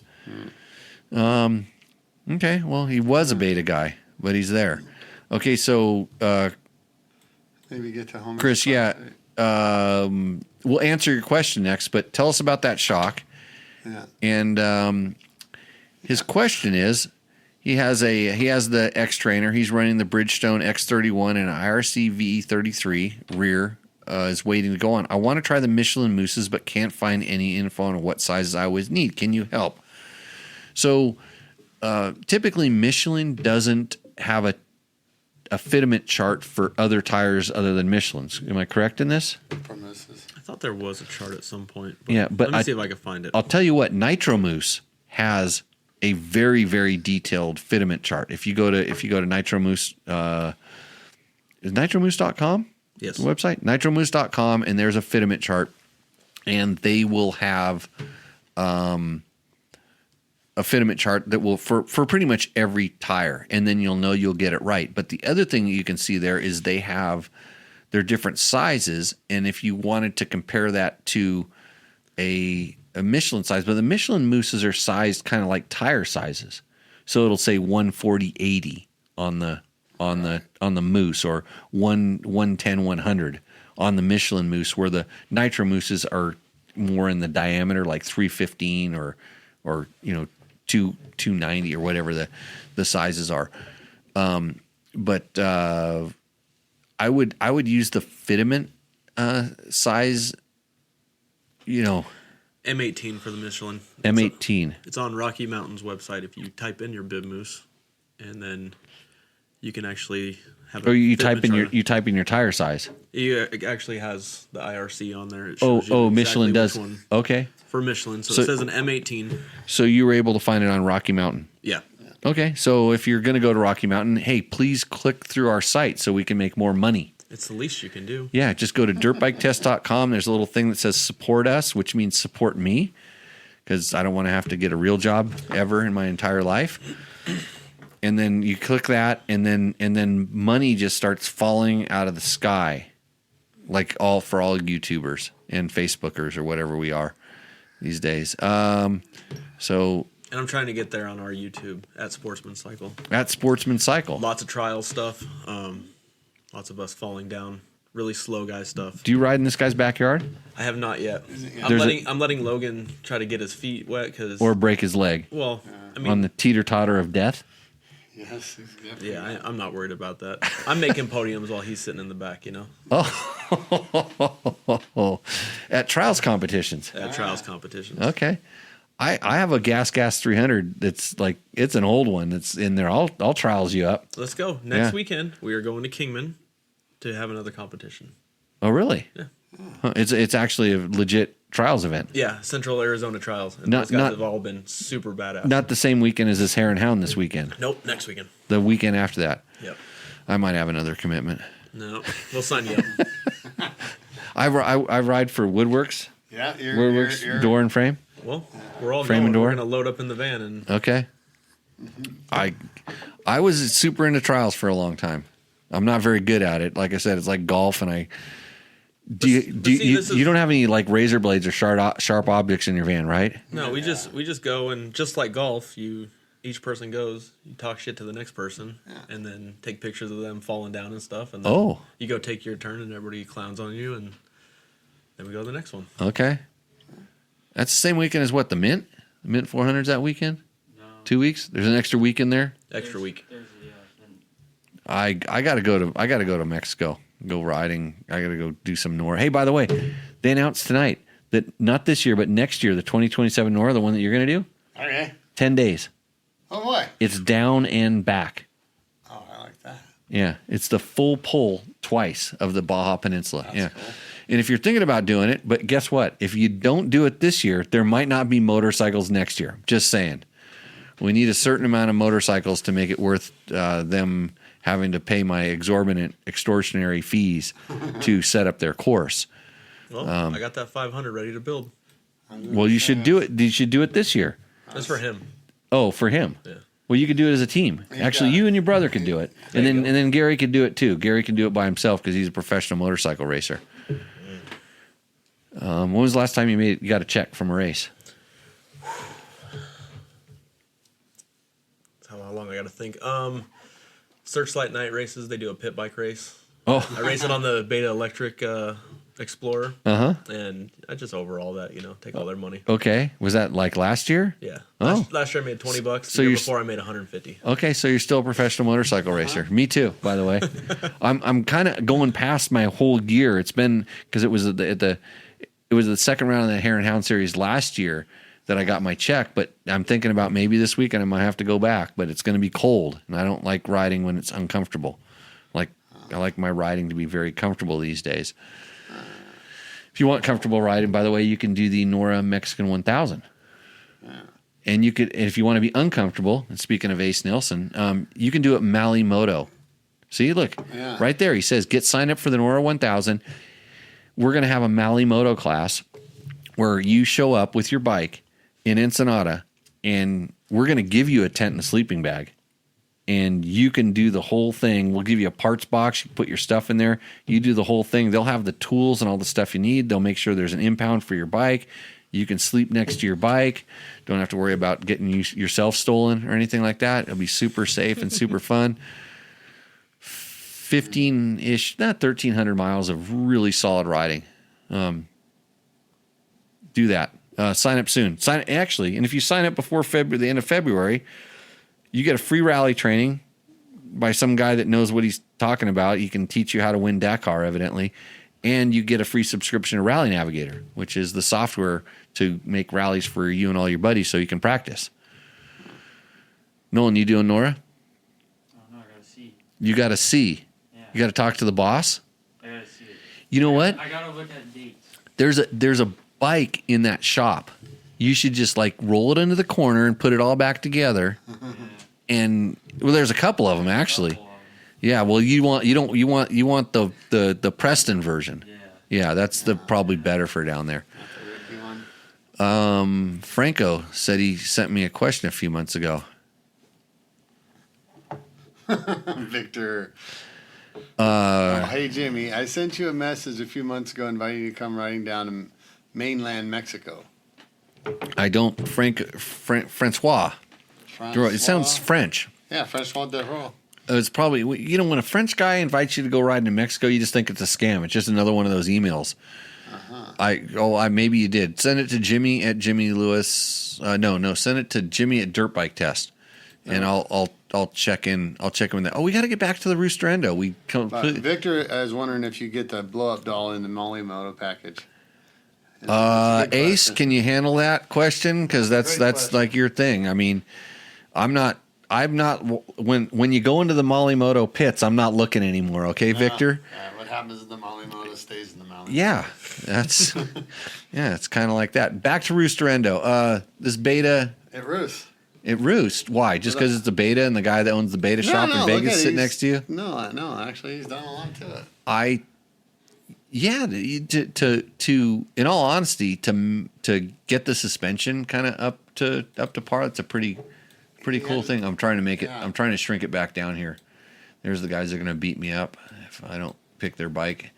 The photo's the wrong size, completely the wrong size. Yeah. I think it's good. He didn't answer my question about the shock though. He ghosted us. Yeah, he kept telling us it's his own X-Trainer, but he's watching on YouTube, and evidently there's a big delay. Yeah. Although we've dropped 0 frames according to this thing. Victor, for you, I'll tell you what. If you come and do Nora, I'll get you a blow-up doll. I know a couple places. Actually, I have a couple of used ones that are laying around. Okay, Chris, Chris, your bike roosts. Gary Drummond thinks your bike's roost, and Gary Smith. What do you say? Definitely. Bruce. It roosts? Yeah. Okay, good. Got some stiff competition right now. Yeah, it does, because some other guy sent me, hold on a second, let me go to that email.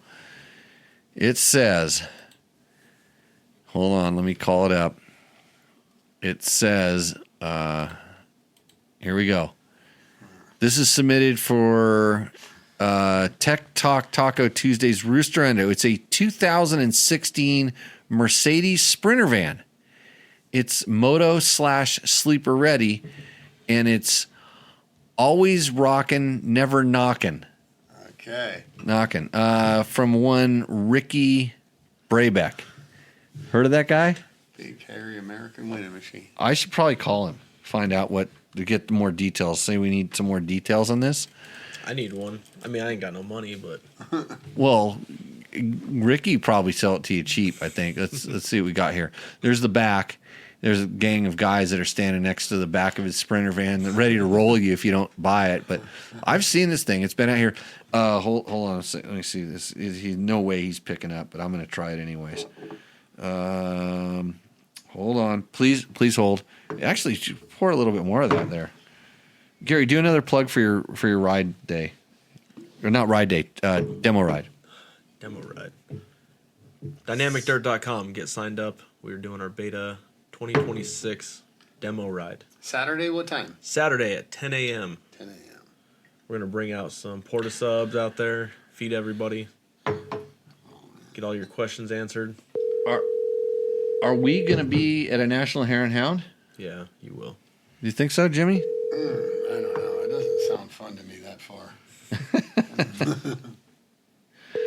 Let's see. I'm ringing up a phone. This is no way old Rick Dog's answering right now. It's kind of past his bedtime. Oh yeah. It is a little bit late. He's not going to be able to defend himself. You reached Ricky Brabeck? No, I haven't. It's bullshit. I'm out Did not. errands, training, or either riding my motorcycle, enjoying life. No, you're sleeping, you donkey. I'm trying to sell your van for you, and you won't even pick up the phone. You had the opportunity to be on the Tech Talk Taco Tuesday show with 30 million viewers right now, and you thought I was going to call you to interview you, but I know you're not doing any press or media right now.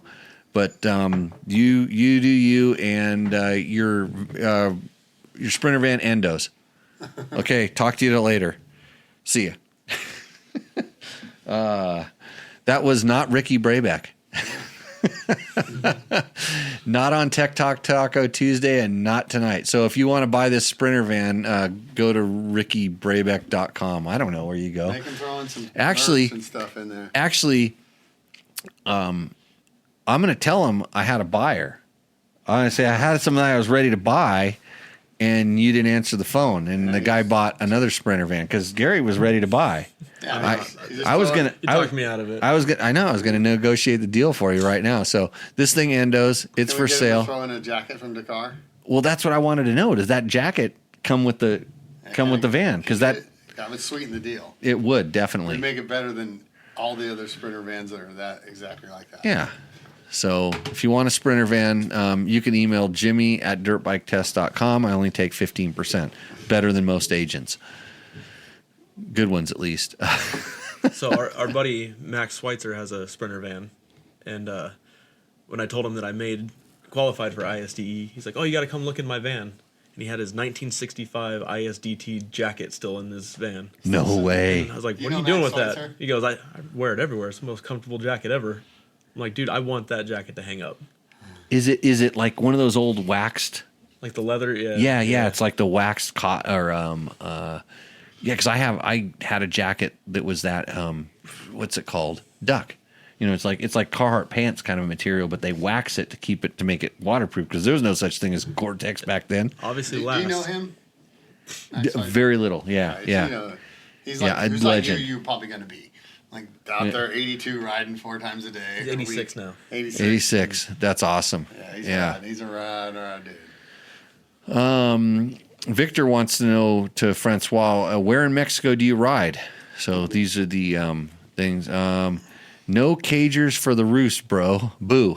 Victor's so good, man. And Victor here, he says, what did he say? Jimmy, you should take Francois, whatever, offer. He's near Zimpan. Great canyon to ride in, epic riding. Okay. All right. And he says, no scam, man. About 30 years ago during the New Year's ride, you poured fire lighter fluid on your foot and I set it on fire. Oh, this guy got you on. Huh? It's funny because the name sounds really familiar, but I'm so bad at remembering this kind of thing. 30 years ago during the New Year's ride. So the New Year's ride, you poured fire lighter fluid. Oh, so yeah, lighter fluid on your foot, and I set it on fire. And so we used to do a New Year's trail ride. So I had some off week, and my off weekends were like New Year's and Thanksgiving kind of. Those are the times I'd have an off weekend, and we go do trail rides, and it got out of hand because I had friends that used to they were. Our club was Ventura County Motorcycle Club. At the desert races, we were known for partying like crazy. Wasn't me at all. It was my buddies. But I just like to hang around because these guys would show up. They're the Dillon Bros. These guys would show up and they would bring 5 gallons of gas for the bike and 5 gallons of burning gas. And then party would go on and there's stuff would happen. In the morning, they always come over and they go, hey, Jimmy, we need some gas for the race. Like, well, what happened? Burn it all. Sounds like a bunch of TJs. Does TJ like lighting stuff on fire? He's TJ. He's TJ. Side panels. Okay. Buddy says, good evening, gentlemen. Good evening, you, buddy. You remember, I'm a member of VCMC, a great club. So we were the number 1 enduro club in District 37 for a long, long time. Good time. So let's see what else we have in the questions here. Wasn't there 1 or 2 others that I was going to bring up? Bernardo. Oh yeah, I forgot to bring this one up here too. We'll see how this thing works. This goes out to Trevor Hunter, a friend of mine who raced a KLX 300 in a National Hare and Hound, and didn't even make the top 20. just got stuck behind guys, and so I dug around in the archives. In fact, Jerry Bernardo dug around in the archives for me and sent this video clip that I'm going to show you right now. Stream.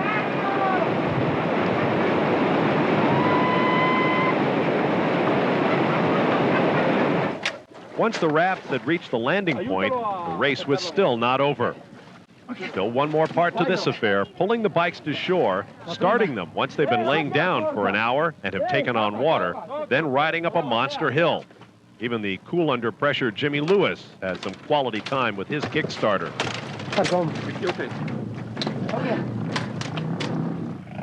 The Pires Bombana team from Argentina and the Degavardo Lavalle team from Chile had much better luck getting up quicker.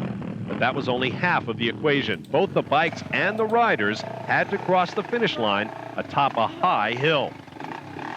Fred Bramlett, sorely out of breath and beginning to feel the effects of the altitude, it was kind of a Franco Iturbi's rally, so it's a little bit different. He was eager to ride the 260-pound XR 600 up the vertical. Hines had just mastered the mini hill climb on his CRE 250 a minute earlier.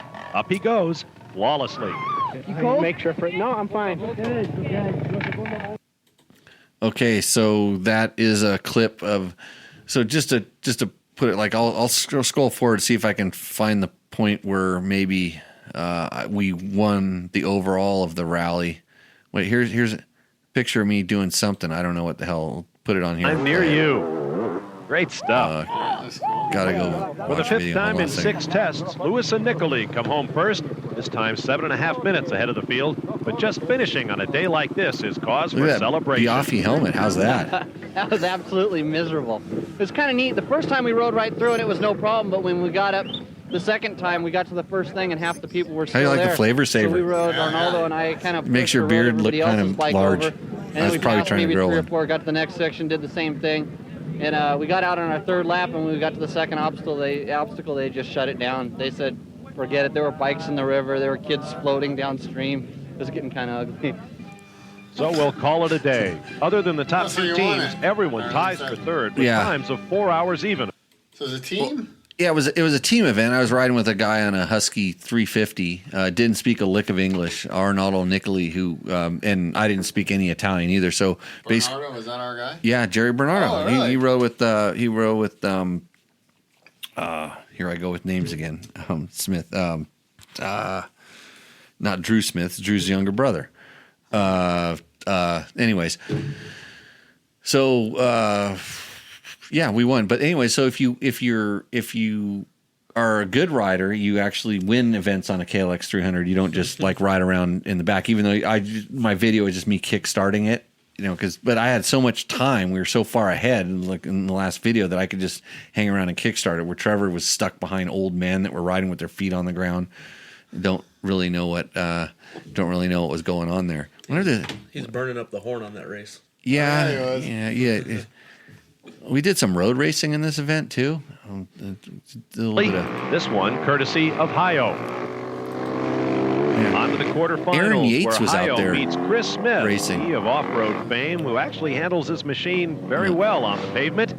Chris Smith. Is capable That's of who it pulling is. off anything that comes his way, but here he gets in maybe a little over his head and makes a great save from a motorcycle that definitely wants to high-side him left, right, and center. Smith, a part of the number 2 team with Jerry Bernardo, looking to move up in the absence of our points leaders. Boy, his day almost ended in the biggest possible way.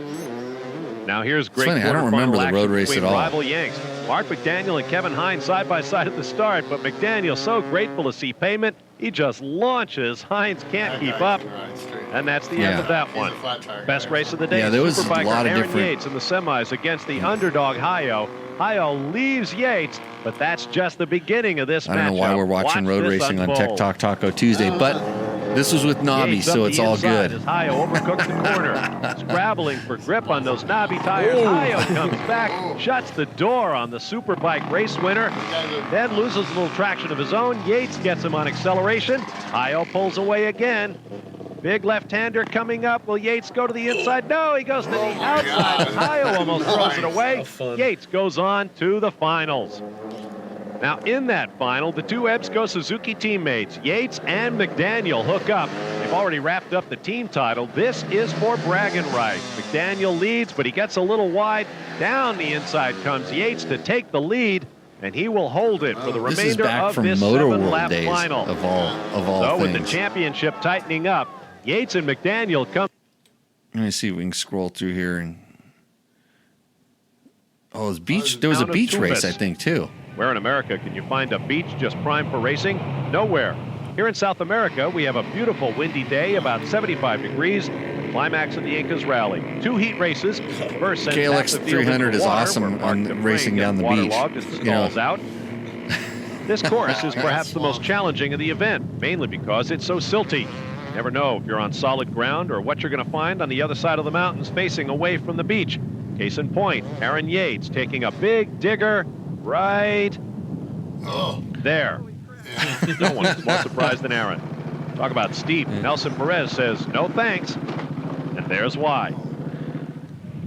Chris Smith is on the beach and on the gas, just flying through Heat 1. He wins it easily and takes the next 6 riders with him into the main. I forgot most of it. The start of Heat number 2 offers much less water play than the first I don't full shot. remember. It's Time good I can Kevin watch Hines this in totally videos. wicks it up. Since Fred Bramlett can only watch from the medical triage area, Hines said, you know, Fred, I've had my eye on that 600 all the time. I want to ride it in the final event. More So power national to him. enduro champion. Less Kevin power Hines. to Mark McDaniel, who may hurt himself in this silly stuff. Daniel is out of the main event and essentially takes himself and Aaron Yates out of contention. Out on the beach, Hines is The flying. beach was awesome, but Again, you go in he the and hills six and others it was like advance. prompt poof dirt. In the main, we're playing by Australian rules. 14 riders, 13 laps. If you're the last rider on any given lap, you're black flagged out. Down goes Aaron Yates, lucky not to get run over. Maybe banged up that left knee. In the team column, it's a battle between Bernardo Smith and Louis Nicoli. Smith has taken an overwhelming lead. His teammate Jerry Bernardo also riding well, but check out the dust on the backside. Now let's check on Nicoli.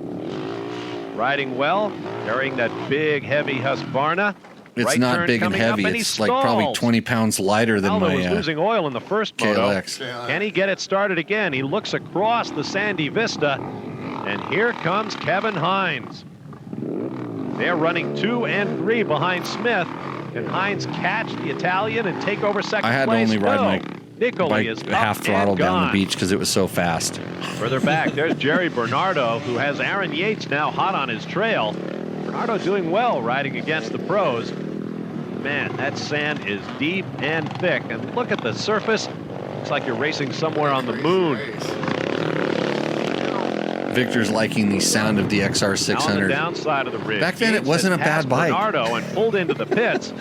While Jerry riding slowly and carefully, which is nothing like his personality, of course. Heads past the pit area. No need for Jerry B to stop. He moves back into 6th place, and the crowd is loving it. On the beach, Arnaldo Nicoli giving everybody sort of half a knack-knack. Call it a nick-nick.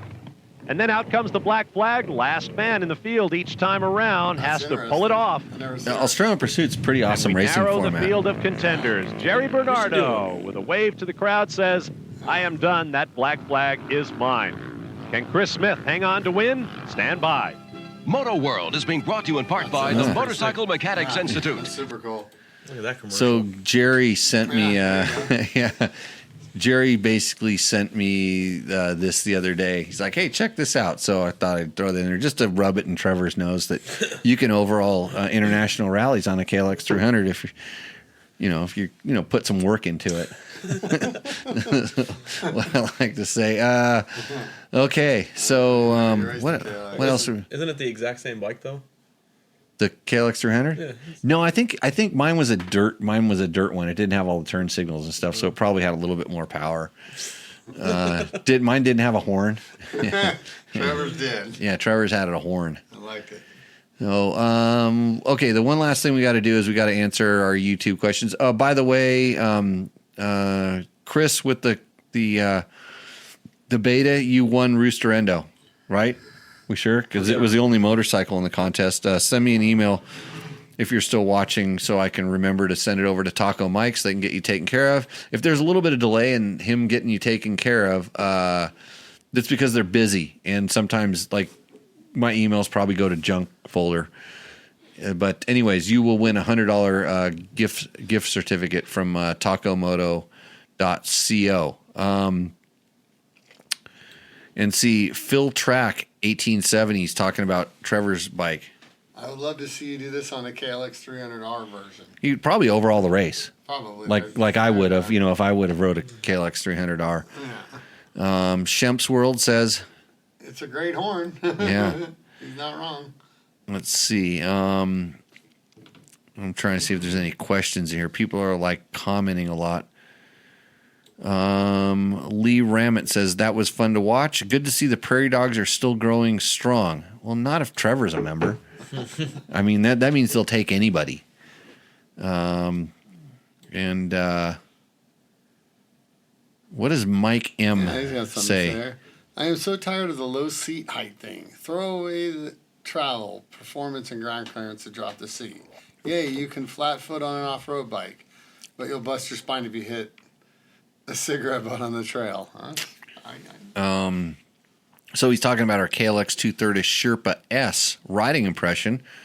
There's plenty of tall bikes, including the KDX 230. Not everyone has a 36-inch inseam, bro. And then Scott Dickinson says, Show us on the dollar where this Sherpa touched you.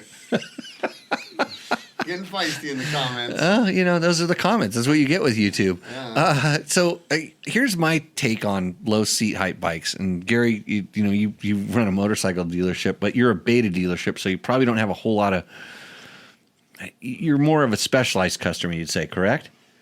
Yeah. But do you get just off the street people that come in and say, I want on a dirt bike, and then they want to know where the 1200cc one is? Not usually around. Not there. usually. Okay, so you're a little bit more normal.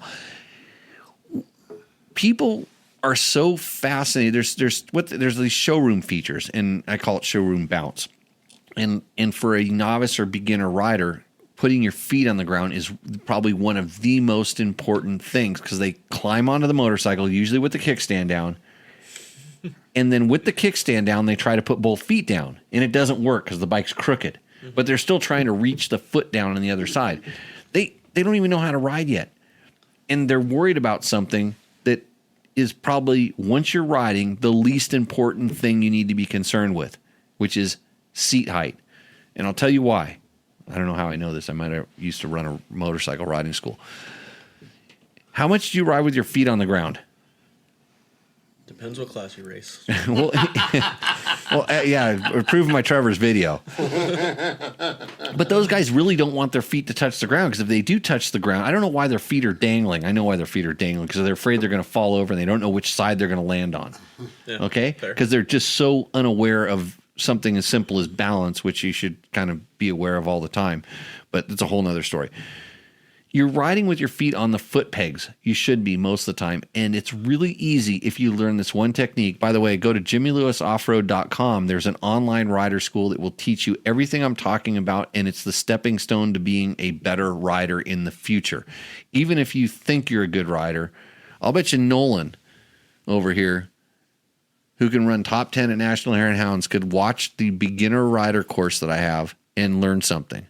He says for sure. And I gave him a little lecture today. We talked about some riding techniques. Did you? The couple little things, but I kind of skip it with these guys, and because I have to build some trust in them before they'll actually listen to me. Because what does an old guy like you know? You remember when we were his age and like guys our age would tell stuff, and what did you do? Let's get you to bed, Grandpa. It's free. I just want to hear myself talk. Well, I do, but that's only on this podcast. Okay. So you don't need to be putting your feet on the ground, but you don't know this when you're a beginner rider, because you just don't know what you don't know. So seat height is kind of a not important thing, but I don't think that they're compromising some stuff in the bikes. But at that point, you don't even know whether you want your feet on the ground or on the foot pegs. You don't even care about that kind of stuff. So it's a moot point. So if you're looking for a beginner bike that you can put your feet down, Beta is now offering the Cross Trainer in a low boy. So factory comes lowered. I heard that. Yeah. And they also have what do they call, an Alp or something like that now? Yeah. So we got a couple Alps at the shop. They're like, it's like a dual sporty or urban bike, or yeah, I'd say it's like a mini adventure bike. Mini adventure bike. Yeah, half the size of a Tenere motor wise and like size wise.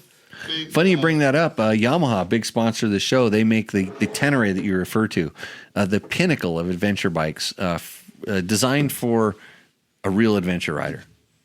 If you want half the adventure, the Beta Alp. Perfect. Half the price.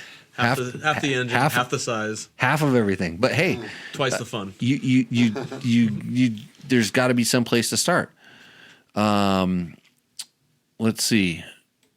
I'm trying to look at some of these other things. They want to know which race Trevor did. That was was it the Desert MC National Hare and Hound? Yeah. Is that what he rode? Yeah. Your boy Chris hit you up about the WP shock on the Cross Trainer. Oh, okay, good. He's getting back to me. Thanks. I will follow up. I will use the $100 for a moose. Okay, I'm sure if you call Takamoto, they will help you get dialed in. And he says, what does he say, Jimmy? For the WP shock swap, you need to lower the shock 20 millimeters, run a 240 mil length spring, and just trim a little off the upper frame shock mount. There we go. Doesn't sound too big of a deal. I mean, just take a grinder to the frame. Yeah. Grinder to the frame. I'm not worried about that. It's probably very little, but now you know how to set it up, Gary. When you go in there, you know that if somebody comes in, because now they heard this on the show, of the 37 million people that are watching this right now, there's got to be 2 owners of Beta cross trainers that want to upgrade them. Chris, what year did you run, if I can ask? Shock? Shock, yeah.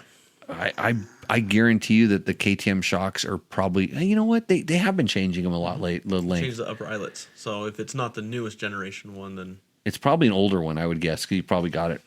It wouldn't be brand new. It'd probably be a couple years old. I'm building a cross trainer right now. I'll grab one of the WP shocks and now Is it play going to with be is it be something that we can test for dirt bike test? No, it's customer stuff. Customer stuff? Yeah. Factory customer stuff. Well, if you need his contact, I can get it over to you. Somebody says that somebody else on the YouTubes is the best Yamaha ambassador, and they apologized to me for saying that on my podcast. Okay, can you go on the click thing and ban this person right now? Just ban them. Anybody with boobs is better than me. Okay, just gonna say that right now. If I had boobs, you know how many millions of people would be following? Because I'd show everything. I feel like I would too. Yeah, if you had them, you'd use them. I sure as heck would. Let's see. We're looking at. I did a video. I said, "What should you carry in your backpack or bike packing supplies?" with myself, and Mike Wildman asks, Can you explain a little bit more about the capacitor? Oh, what size is it? Part number? I think it's a great idea. I want to make one. Thanks, Jimmy. Also, how does it work? I assume the bike will only run off the stator. Well, okay. he assumes the bike will run off the stator. So I carry all the time, because it's just something I carry in my backpack. I have a capacitor, and I don't know the size in the thing because I got it from somebody that was building these things I got it like off ADV Rider, because when the KTM's batteries break, which happens every once in a while, if you don't have another battery or something, the bike just won't work. But if you put a capacitor in there, it will.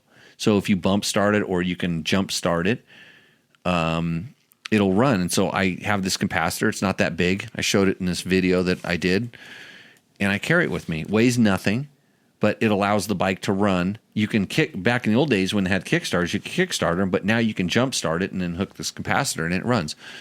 So go to ADV Rider and probably search KTM capacitor. I think mine. Takamoto makes them too. has Oh, Takamoto. Yeah, we were putting them on when I built Axel Pearson's ISDE bike. We put one on there for that reason, just in case. On a Yamaha. So this is a good question. So you had it in the system the whole time, correct? Yeah. It was always in there. Would a capacitor help my Yamaha start better? Like add a little. I haven't done enough testing with that to see, because that's kind of how the old ones used to be, like the first fuel injection before they had the batteries on them. Yep. When you kickstart it, you had to charge the capacitor for it, right, with a couple kicks, and then discharge it.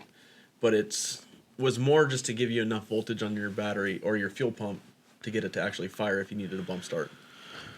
Right, and I'm kind of because if there is a downside to Yamaha fuel injected 4-strokes is the starting. They just do not fire right back up. It's not a Honda, it's not a KTM, and this is something I've complained about. And you notice this. You notice my bike does not like to start. It really likes to be in neutral, and I've heard of guys running different batteries to kind of spin it a little faster, and I just wondered if a capacitor on there would kind of help give it that little extra bump. I mean, KTM still have a capacitor on them with the battery, so maybe that's the reason why. And we unlocked it right here. A capacitor? Where is that in? It's on the new ones, or like? Yeah, I'd have to show you on the bike. It's in line. It's in there someplace. Yeah, like I know, on a 16, it's above the throttle body. Huh? Well, I'm not aware of this. So it could be interesting. So, anyways, I don't. Well, you learn something new every time. Hold on a second. I have a sound for this. When you carry in your pack, you can hardwire it in too, right? Okay. I wish I could make that louder. The more you know. Yeah, I've seen guys wire them into the battery. I carry it just separate, and Oh, because you're jumping on a different bike every day. yeah, I want to have it in my backpack in case I need it. Your friends need it too. So yeah, the capacitor just allows the bike to it keeps enough power stored up so that there's no lags in it, so it will keep running. Because if it has any drops in voltage, it shuts the fuel pump off, and sometimes it shuts the ignition off and does a lot of weird stuff. It needs a certain amount of power, so that's how that works. I didn't know. Let's see. Here we go. What does Nick Van Neck say about the Tech Talk Taco I think 268? it says a lot about your journalistic integrity that you couldn't come up with the word speculation. LOL. This is during this show, so I don't remember. So number 8 right there. They call it a condenser. Well, condenser. So I wonder. Well, do we have any electronics geniuses? I know if you unplug it, it still holds 12 volts, just like the condenser does. Because on my old XR80s, we had a condenser that hooked up to the coil, and it was in line, and those used to go bad. In fact, I just helped a friend. I just rebuilt a QA50, a Honda QA50, and we think the capacitor was bad on it, so I added another one, but it was exactly what you see, that little capacitor thing. But I didn't know they were in KTM. And that's in bikes with batteries, so it has it additionally. I know there was an issue in 16 of the wires were breaking on them, and we were throwing the 15 ones on them because they were smaller, but they would still work. Yeah. I don't know about my journalistic integrity, and my vocabulary is increasingly getting smaller. Let's see. A Dune. Hold on a second. Trevor put a video up of the Ultimate 300 two-stroke, and he said it was a gas, and I pretty much want to fight with him about this. Oh, really? You probably do too, right, Gary? I'm not worried about it. You're not worried? No. Shouldn't he said beta? Well, we're not going bankrupt, so I don't know if Oh. ultimate is the right word for those ones. Right. Maybe there's ultimate bargains on those things. I don't know. There's an ultimate back order list on all parts right now. So if Yamaha made a 300 two-stroke, it would definitely be the ultimate 300 two-stroke. And I mean, a lot of people really want that bike, but they think their 250 is good enough. So go to your Yamaha dealer, tell them Dirt Bike Test said they're not making a 300 anytime soon, so you'll just take the 250 and kickstart it and smile because it still has a carburetor. You don't have to worry about any of this technical stuff. No capacitors on the YZ250 two-stroke. Or the betas, for that matter. Okay, what is Lee Logan or something like that? Oh, yeah. I'm looking to move to a 2T. I ride an Enduro and an XC. I'm one of the slowest guys I ride with. Not that it's still not in me, but I'm older now and just inherently go ride safer. Multiple people depend on me these days. I have no one in my group that rides 2T, so I can't ride one first. But I'm coming from a 250F. I'm torn between the Beta 200 X Pro. Hold on a second. Gary, any input before you go any farther? 200. If he's coming off a 250F, yeah, definitely go to 200. Okay. Yeah. Kind of better in every way for what I can tell, the way I ride. I'm torn between the 200 X Pro, a 250, or a 300 EC gas. He meant to say Yamaha YZ250 there, by the way. I was going to say, he just said 250. Got it. But I think the 200 would be lighter and more fun for what I want, but I'm worried rider triangle might be cramped. I'm a tad big at 6'2" and mostly legs and arms. What would you recommend in my first 2T for lazy enduro and XC trail riding? My cat wants to show your butt right now because that means she loves you. So I'll start with this. On a Beta, the Beta is basically all the frames are kind of the same on the full size bikes. Frame size triangle, rider triangle. Like 200 is not smaller than a 250. The 125 and the 200 share the same frame. Same frame. So it's a little bit different there, but it's not smaller like rider triangle. No, not like the cross But train. foot peg, yeah. It's a full size bike. Of all of the bikes out today, I would wager to bet that the Beta is the most roomy chassis out there. Yeah. You want to agree, Jimmy? I think that's why I like it, but it's Yeah. kind of tall, 6 foot. Gary? I feel like the Austrian bikes are a little bit shorter. Yeah. Like, They tightened up a few. They tightened up a few years ago. They used to be the bigger ones, and they tightened it up. Well, I don't want to say a few years ago. Now I'm thinking like 2010 or 11 or something like that. A few years ago. Yeah, it has been a while. So, I think. I don't think that's going to be a different one. I don't think between any size beta they're all going to kind of be the same rider triangle when you're talking about that. And then the Austrian ones, it kind of depends, because some people, it's funny, some people think Yamahas are really roomy and other people think Yamahas are really cramped. Hondas tend to be like I would call it the standard. Like the Honda is so almost generic in the middle of everything. And then all the other brands are just a little bit here, a little bit there, different. But at 6'2", I don't think any of them would be prohibitive, but I think the Beta is probably the most adaptable at that point. And then, it kind of depends on, these bikes. A lot of them have adjustable top clamps where you can move the handlebars forward and do different things. And that makes a huge difference for riders. There's a lot of different foot peg options. Even the Kawasaki, which is weird, it allows you to move your foot pegs down, but when they go down, they go forward, which is kind of awkward. It should go down and back, but that's just the way it is. I don't know why you can't be the first guy to ride a 2-stroke in your group, but you just have carry a different spark plug. I don't know. What does Dune Dirt say? I'm 52 and in the same boat as you are as far as being a safe rider.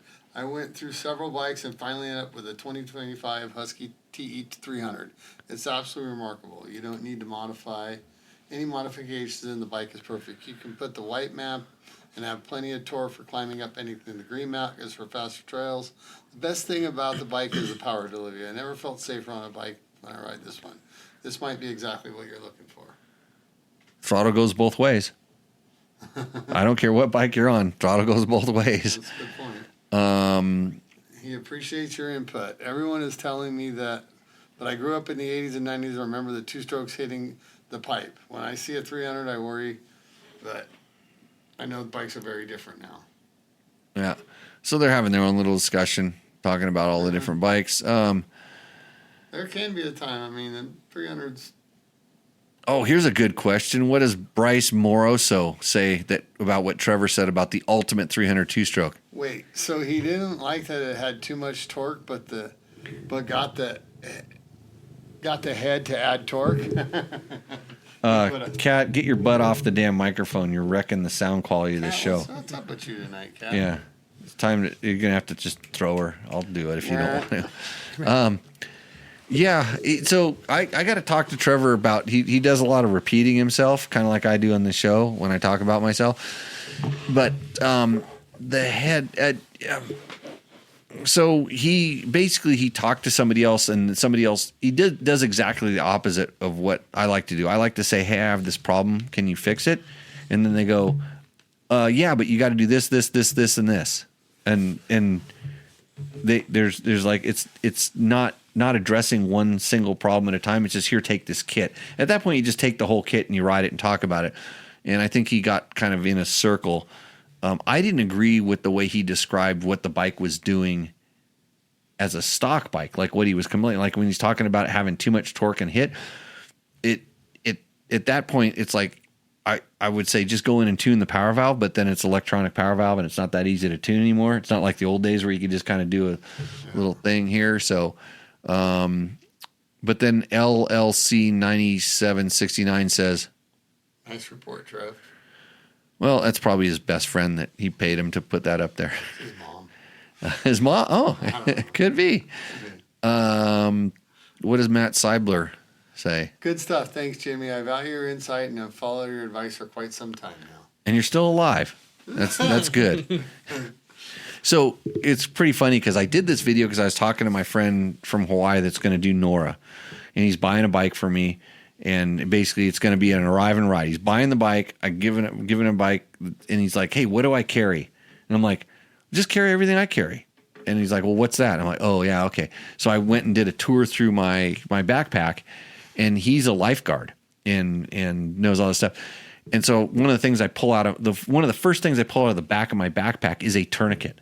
It's a emergency tourniquet, and it's set up and it's kind of ready to go. And this is from talking to Captain Larry, who I've had on this show before, just as a safety. He's like the stuff you can really do. It's important to stop bleeding.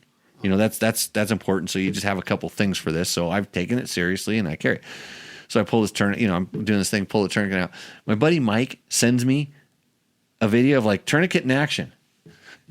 They had a moose tire come off the rim in Hawaii because they ride super gushy mooses and they come off all the time. Tourniquet on the rim holding the tire on. There you go. There you go. There's better than wrapped up in blood. I'll have to watch it because when I did Idaho City last year, I got to one of the checkpoints and developed a hole in my bag, and I lost every single thing that was inside my. Bag. I have too much. I have too much stuff. So much that I try not to ride with it now, if I can. Let's see. A guy said he subscribed to our video because of Trevor's video on the KLX 300. And Trevor sold him on the KLX 300. That's not good, Trevor, because Yamaha sponsors this show, and you're supposed to sell only Yamahas right now. Get paid for electric bikes now, right? Yeah. Electric bikes? Yeah. Oh yeah, that's right. He's going to switch. He'll just switch. Right. MX Engineer says, great video with excellent details about the performance changes for each mod. Austrian, sorry. 300 TBI engines are so good. The partial throttle lineal torque response makes the big power very easy to ride. See if Jimmy remembers his test on the 09 250 XC. The perfect bike that he could vet, moto, or trail ride. Maybe this Gas 300 is the modern day version. I call it the off-road bandwidth, and the 300 TBI engine has it. I'll tell you right now, I did ride this bike. I rode the bike that Trevor built, the ultimate bike, and I went down one downhill at Glen Helen, and I came back and I said, are you kidding me about the brakes? So it's not the ultimate bike. I didn't watch the entire video. The BrakeTech brakes were just like I'm big on brakes, and that was a no-go for me. And I do remember the 2009 KTM XC that I rode, and the XC is set up a little more kind of moto-y than this one. They did some suspension work on it, and it was a direction that kind of went away from what I liked. It was kind of set up for some of the other vet guys that like a characteristic that I don't like. And like I said, it's a personal characteristic. They did a setting that I wasn't like. So this bike was not the ultimate 300 two-stroke for me. I would prefer, now kind of the stuff I'm riding, I would actually prefer an XCW if I was going to go with the 300 two-stroke, because I'm really happy with PDS and I know how to set it up, and usually I'm not trying to do a big range. I would never have my trail bike and expect to take it to a motocross track. I just know that's too big of a thing. If I wanted that, I would probably go to something with a linkage, and it probably wouldn't be orange. Yeah. It would probably be, I don't know what it would be. I don't know what the perfect in-between bike is anymore. Yeah, so who knows? It's a good question. You must know how much different your kit is when you ride your Tenere. That's the same kit I put on the back when I ride my Tenere. On my Tenere, I have saddlebags, and Mark Daniels says he thinks this is the longest show ever. You guys need to go to bed? Shit, it is late. It's late. Nolan, you're doing penance over here like me on this show, staying up past your bedtime. What time are we riding tomorrow? Early, when it's super cold. Super cold. You're getting too comfortable down here in southern Nevada, all this warm weather, all this stuff. But it's supposed to rain in a couple minutes, and then it'll be nice and icy in the morning. Yeah, it is the longest show ever, Mark. We're gonna quit. It says it's gonna rain from midnight tonight. Perfect. You should go riding at about 1:30 tonight. It's gonna stop about 6 a.m. So it'll be perfect. Let's see. Good stuff. I thought it was excessive at overpacking when it comes to tools, but you got me beat. Thanks for showing me how you carry the gas bag. I'm going to carry mine like that instead of the bike. Yeah. So thanks, Jeremy. Let's see. It's a cool way you carry the gas bag. Mountain Biker says he loves this series, the ultimate build, and I told Matt or Don't how to work on a recluse clutch. So thank you. And that was 1 minute ago. He should be watching this. So, well, Jimmy, thank you for coming. Thank you for dragging Gary out here. Yeah. Because everybody, if I wasn't going to race a hare and hound, which I don't know if I'm going to do, I'd go out and ride some betas at the demo days. Yeah, for sure. Can I get a discount on the entry fee? Maybe like $10, $10 off. All right. Okay, so for $20, you can ride 7 or 8 new betas. 8, and a trials bike. You know what you should do? You should set up a trial section. This is what I would do. Set up a trial section, one that's pretty good, and if they can zero it, you give them their $20 back. There you go. Yeah, because that means they're a serious rider. Yeah. Yeah, so think about that. That's my idea. I'm always knowing how to make millions of dollars. Actually, Giving money back. people accuse me of repelling money, and if it was my business, you saw what I just did. So, okay. Mike came in and says he digs a long show. I have fire department training Tuesday night, so usually miss him. Oh, yeah, he was a regular listener. Well, hopefully he's not paying attention to this when he's supposed to be doing his fire department training, because I would hate to have something burned down because he was more interested in what we had to say. And with that note, Gary from Sportsman Cycle and Dynamic Dirt Suspension, go to dynamicdirt.com, right? Yep. Hey, how did my contract? Because I tried to get a ride at JCR last week and it didn't go very well. I told Johnny, hey, you need another fast, almost 60-year-old guy, and he said no, he's already got one, allegedly.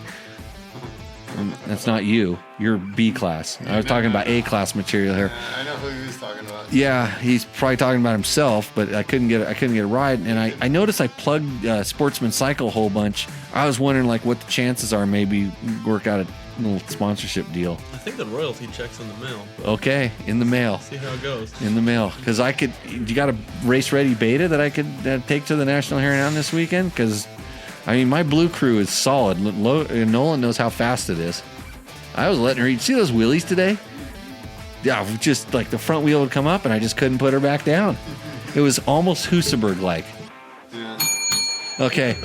So thanks everybody. Thanks everybody for joining in. It's awesome to see you guys in the chats and stuff like that. Tell your friends to subscribe, share this. I don't know what else you can do.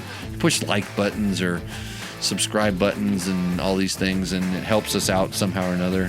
Just money flows out of my computer screen. It's amazing. So go to Sportsman Cycle and buy a beta. If you need some doors in Las Vegas, talk to Jimmy. Or don't. I need to talk to you about a door too. I have a little problem. Not your problem, but my problem. And thanks, Nolan, for sitting in and watching this whole thing. Did we do okay? You ready to host next week? Because you're here. You just got to talk a little bit. Just do what I do, but 90% less, and it'll be a good show. Okay, everybody. Cheers. We'll see you out in the trail. Now I got to remember how to shut this stupid show off. I push some buttons and it goes away. If you like what you saw in this video, come check us out over at dirtbiketest.com on the webs. We have bike tests, product tests, a lot of fresh dirt, and you can even support us by clicking through our links. Hopefully, we'll see you out in the trail.